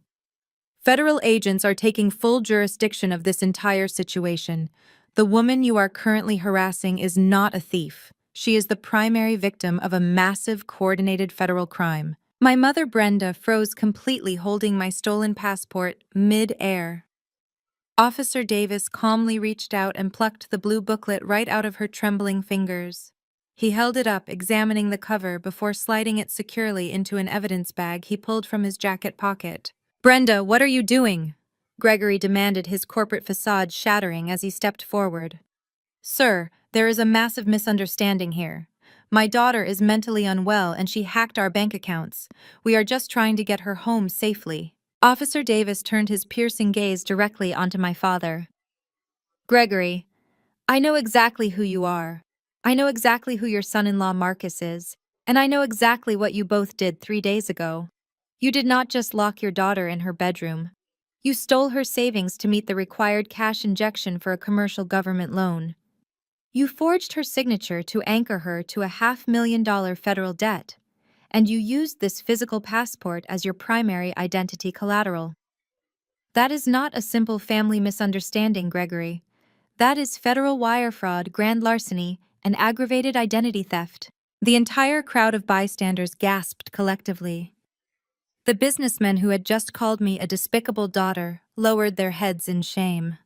The people recording the spectacle on their mobile phones were now capturing the absolute destruction of my abusers. Marcus finally found his voice, taking another step back toward the exit doors. "I have absolutely no idea what you are talking about," he stammered, his chest heaving. "My business is completely legitimate. I demand to call my lawyers right now." "You do not have a legitimate business," Marcus Officer Davis replied, stepping closer to him. "You run a classic Ponzi scheme. We have completely seized your offshore accounts.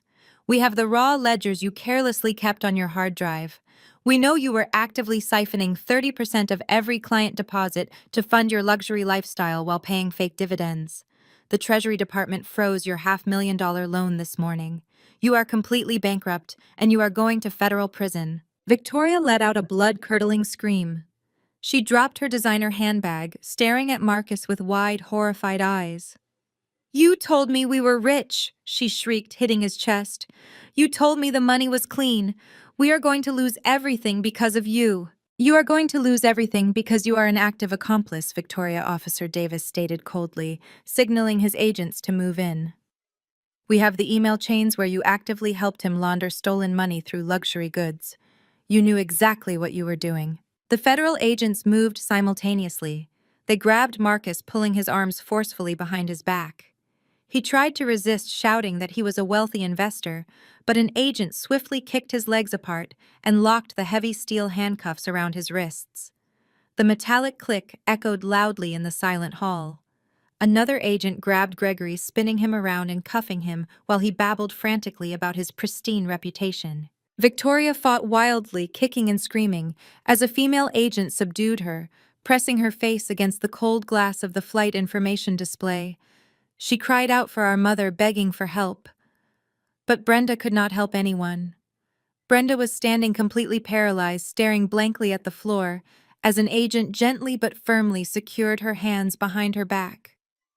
The woman who had just faked a dramatic crying fit minutes ago was now utterly speechless, trapped in a nightmare she had entirely engineered. I stood there and watched them all.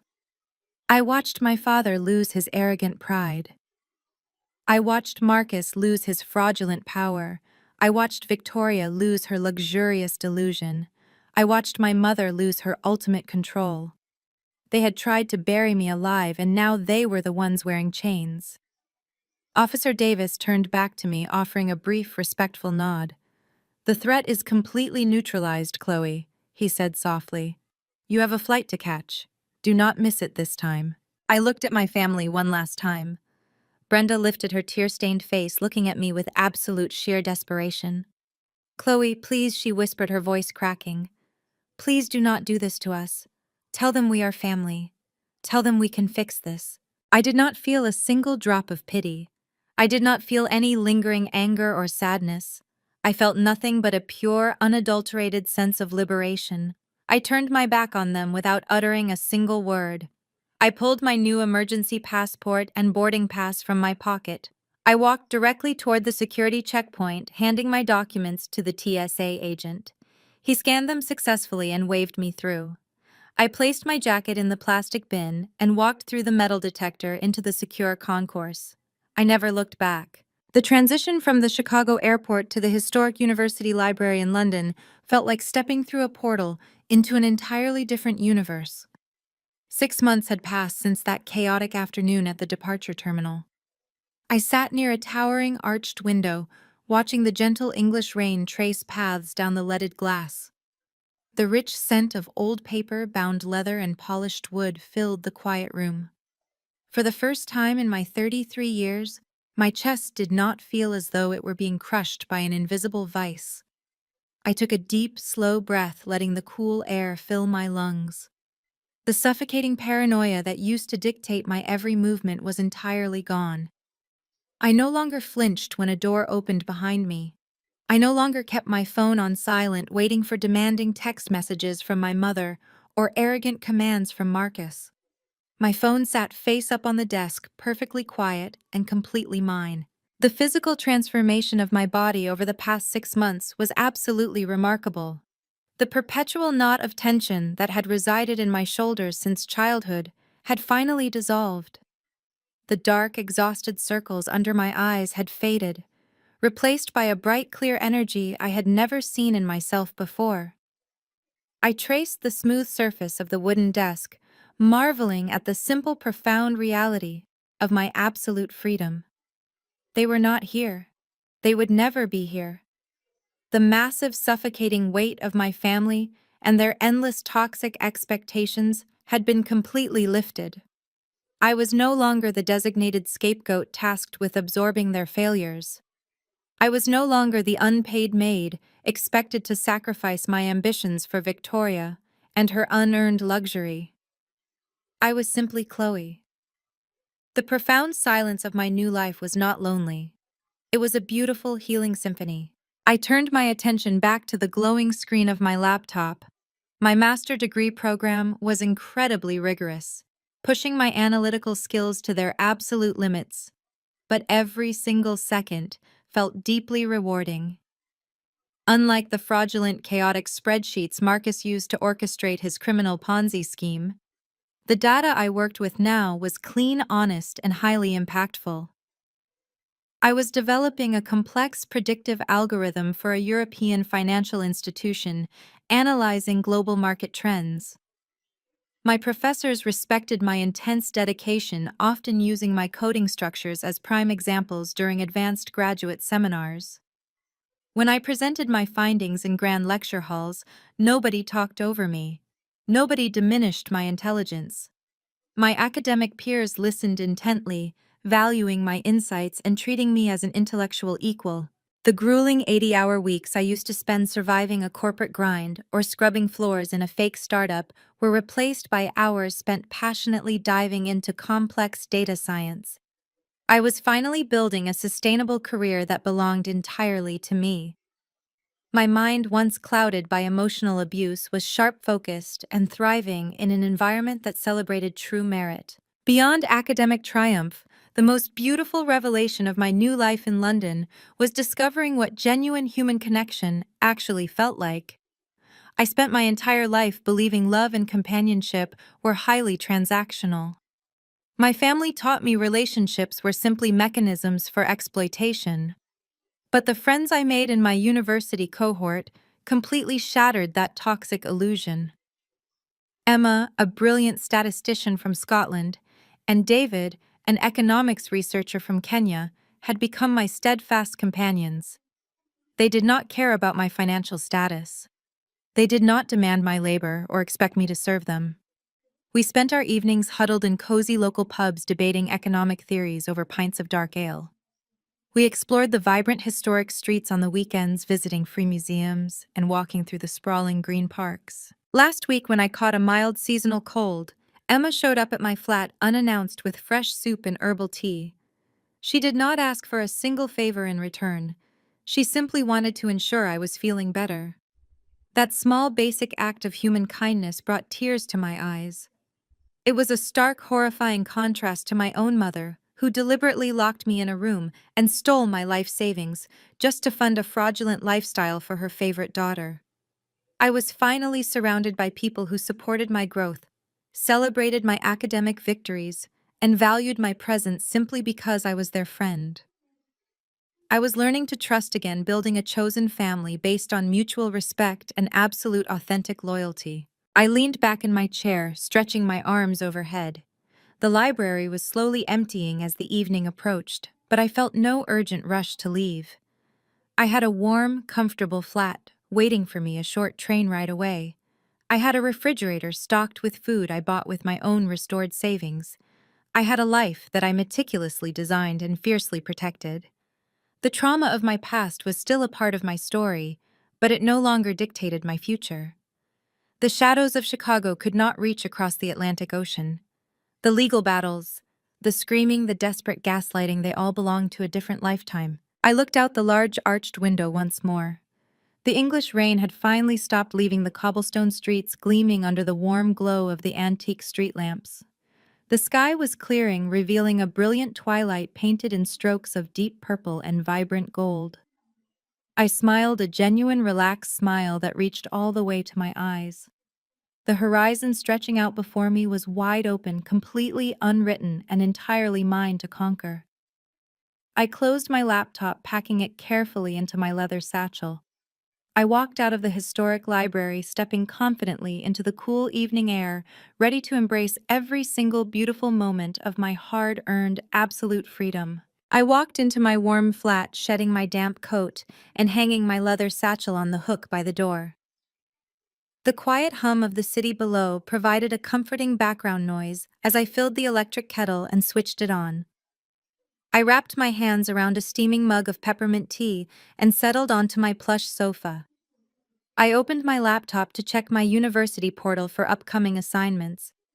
Instead, a highly classified secure email notification popped up in my primary inbox. The sender address was encrypted, but the subject line was unmistakable. It read, Federal Case Update, United States versus Marcus Investments. I immediately set my tea down on the coffee table, my heart giving a single hard thump. I opened the message and began reading the final detailed report directly from Officer Davis. The federal justice system had moved with terrifying speed and absolute precision. Marcus never even made it to a proper trial. The digital evidence I copied from his unlocked computer was so damning that his high-priced defense attorneys advised him to accept a plea deal to avoid spending his natural life behind bars. Officer Davis detailed how federal prosecutors dismantled his massive Ponzi scheme piece by piece. They traced every single stolen dollar, exposing the deep systemic rot of his fraudulent empire. For orchestrating massive wire fraud, defrauding the Small Business Administration, and attempting severe identity theft, Marcus was sentenced to 12 years in a maximum security federal penitentiary. The charismatic, arrogant man who used to snap his fingers and demand I brew his coffee was now wearing a bright orange jumpsuit. He was completely stripped of his tailored suits, his luxury vehicles, and his stolen millionaire status. He would spend the next decade locked inside a tiny concrete cell, surrounded by the harsh, bleak reality of his own criminal actions. But the federal government did not stop with Marcus. They aggressively pursued everyone involved in the $500,000 loan fraud. My parents, Gregory and Brenda, quickly discovered that the Treasury Department does not forgive, and certainly does not forget. Because they actively participated in stealing my $60,000 savings to secure the fraudulent loan, they were held legally accountable for the financial damages. Officer Davis explained that federal agents arrived at their suburban house with asset seizure warrants. Everything they owned was violently ripped away to pay back the massive federal debts and court fines. Their sprawling home with the immaculate manicured lawn was foreclosed upon and sold at a government auction. Their expensive luxury cars were towed right out of their wide driveway while their wealthy country club neighbors watched in horrified silence. The pristine social reputation they valued above their own daughter's life was completely obliterated. They were formally expelled from their exclusive social circles, entirely disgraced and publicly humiliated.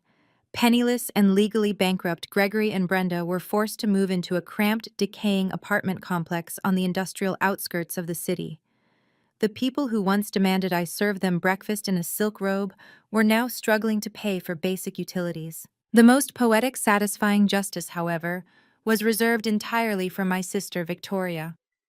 The pampered golden child, who never worked a single hard day in her entire life, suddenly found herself completely abandoned. With her husband rotting in federal prison and her parents entirely bankrupt, Victoria lost her massive financial safety net overnight. Federal authorities seized all her designer handbags, her diamond watches, and her custom jewelry to compensate the victims of the Ponzi scheme. She was abruptly evicted from her luxury estate, left with absolutely no marketable skills, no college degree, and two young children to feed. Victoria was forcefully shoved into the harsh, unforgiving reality of the working class. Officer Davis noted in his email that she was currently working grueling minimum wage shifts at a local discount retail store. The woman who used to mock my corporate career and laugh while she ordered me to scrub the floor on my hands and knees was now spending her days folding cheap clothes and cleaning up after angry customers. She was entirely cut off from the glamorous world she had stolen to maintain living paycheck to paycheck in a perpetual state of utter exhaustion. The cruel, ironic symmetry of her new life was absolutely breathtaking.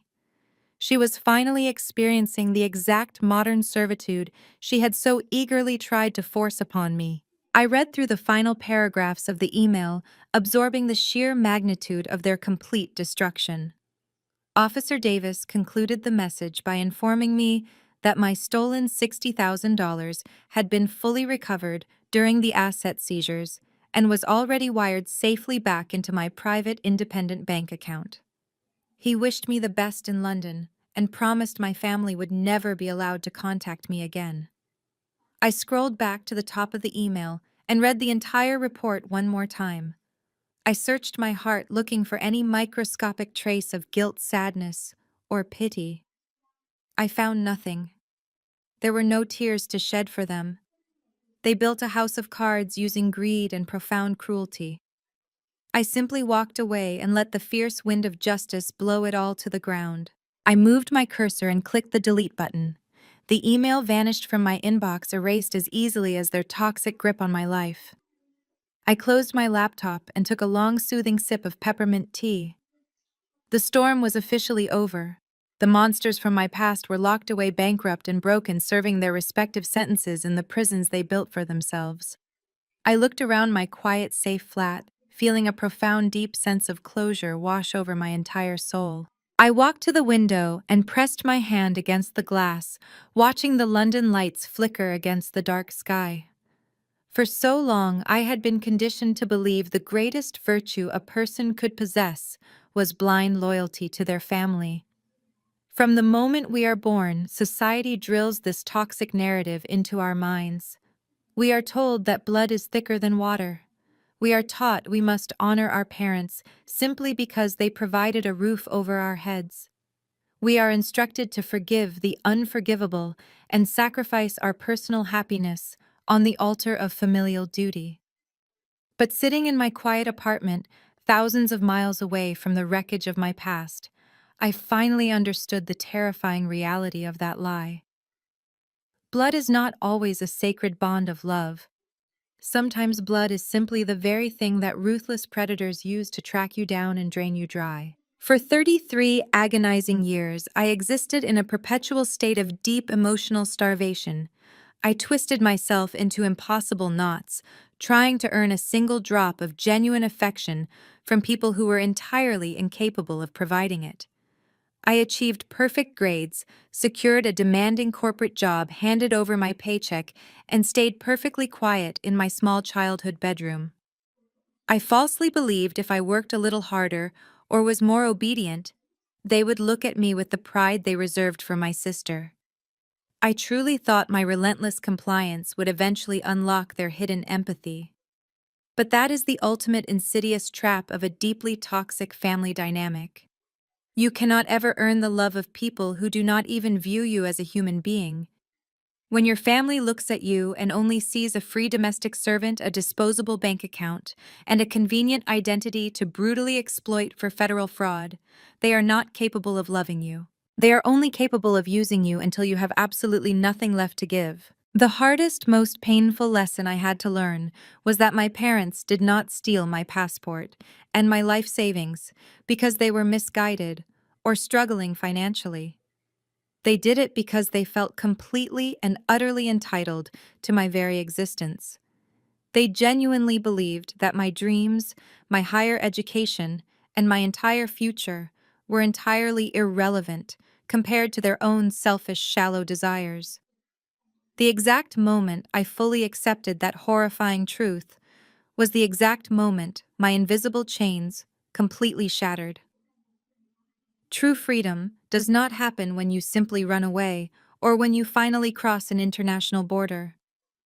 True, absolute freedom occurs in the fraction of a second when you permanently stop seeking validation from the monsters who are actively trying to destroy you.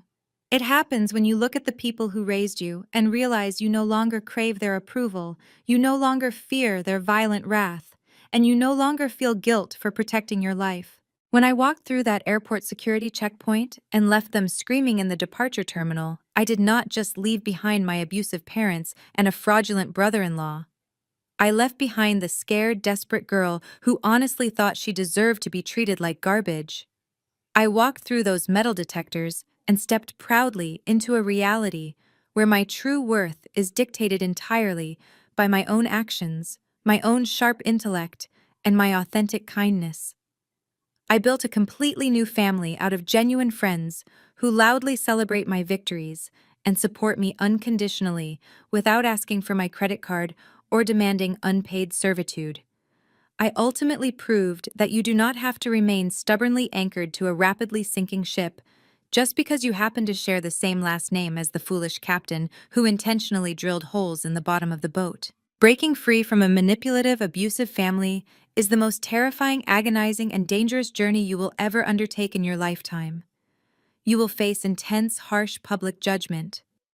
You will encounter people who call you ungrateful and selfish because they have never experienced the suffocating horror of living with narcissistic abusers.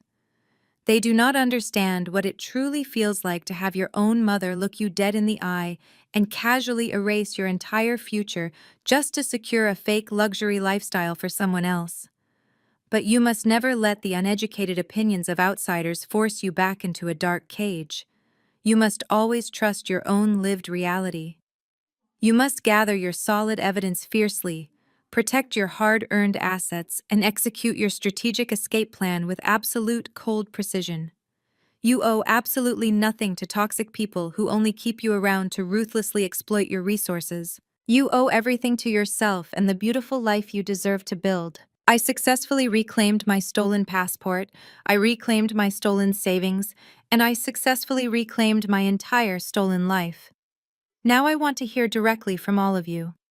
Have you ever been pushed to the absolute brink by the very people who were supposed to protect you? Have you ever had to fiercely stand up against your own blood relatives to defend your future, your finances, or your fundamental sanity? Have you ever packed a single bag and walked away from a toxic family dynamic never to return? Please share your incredible stories of survival and ultimate escape in the comments section below. Let us build a strong, fiercely supportive community for everyone who had to break their own generational curses. Your story could be the exact inspiration someone else desperately needs to finally unlock their own bedroom door and walk out into the light. Do not forget to hit the like button and subscribe to the channel for more stories of surviving narcissistic abuse and claiming ultimate justice. Remember, your beautiful life belongs entirely to you, and absolutely no one has the right to steal your wings. The most profound lesson from Chloe's journey is that sharing DNA does not give anyone the right to exploit your life. Society often demands unconditional family loyalty, but true love should never require sacrificing your future financial security or mental health. Her resilience teaches us that the hardest yet most necessary step in personal growth is walking away from those who view you merely as a resource. True freedom begins the moment you stop seeking validation from toxic relatives and reclaim your narrative. Take back your personal power today. Share your own stories of breaking free in the comments below.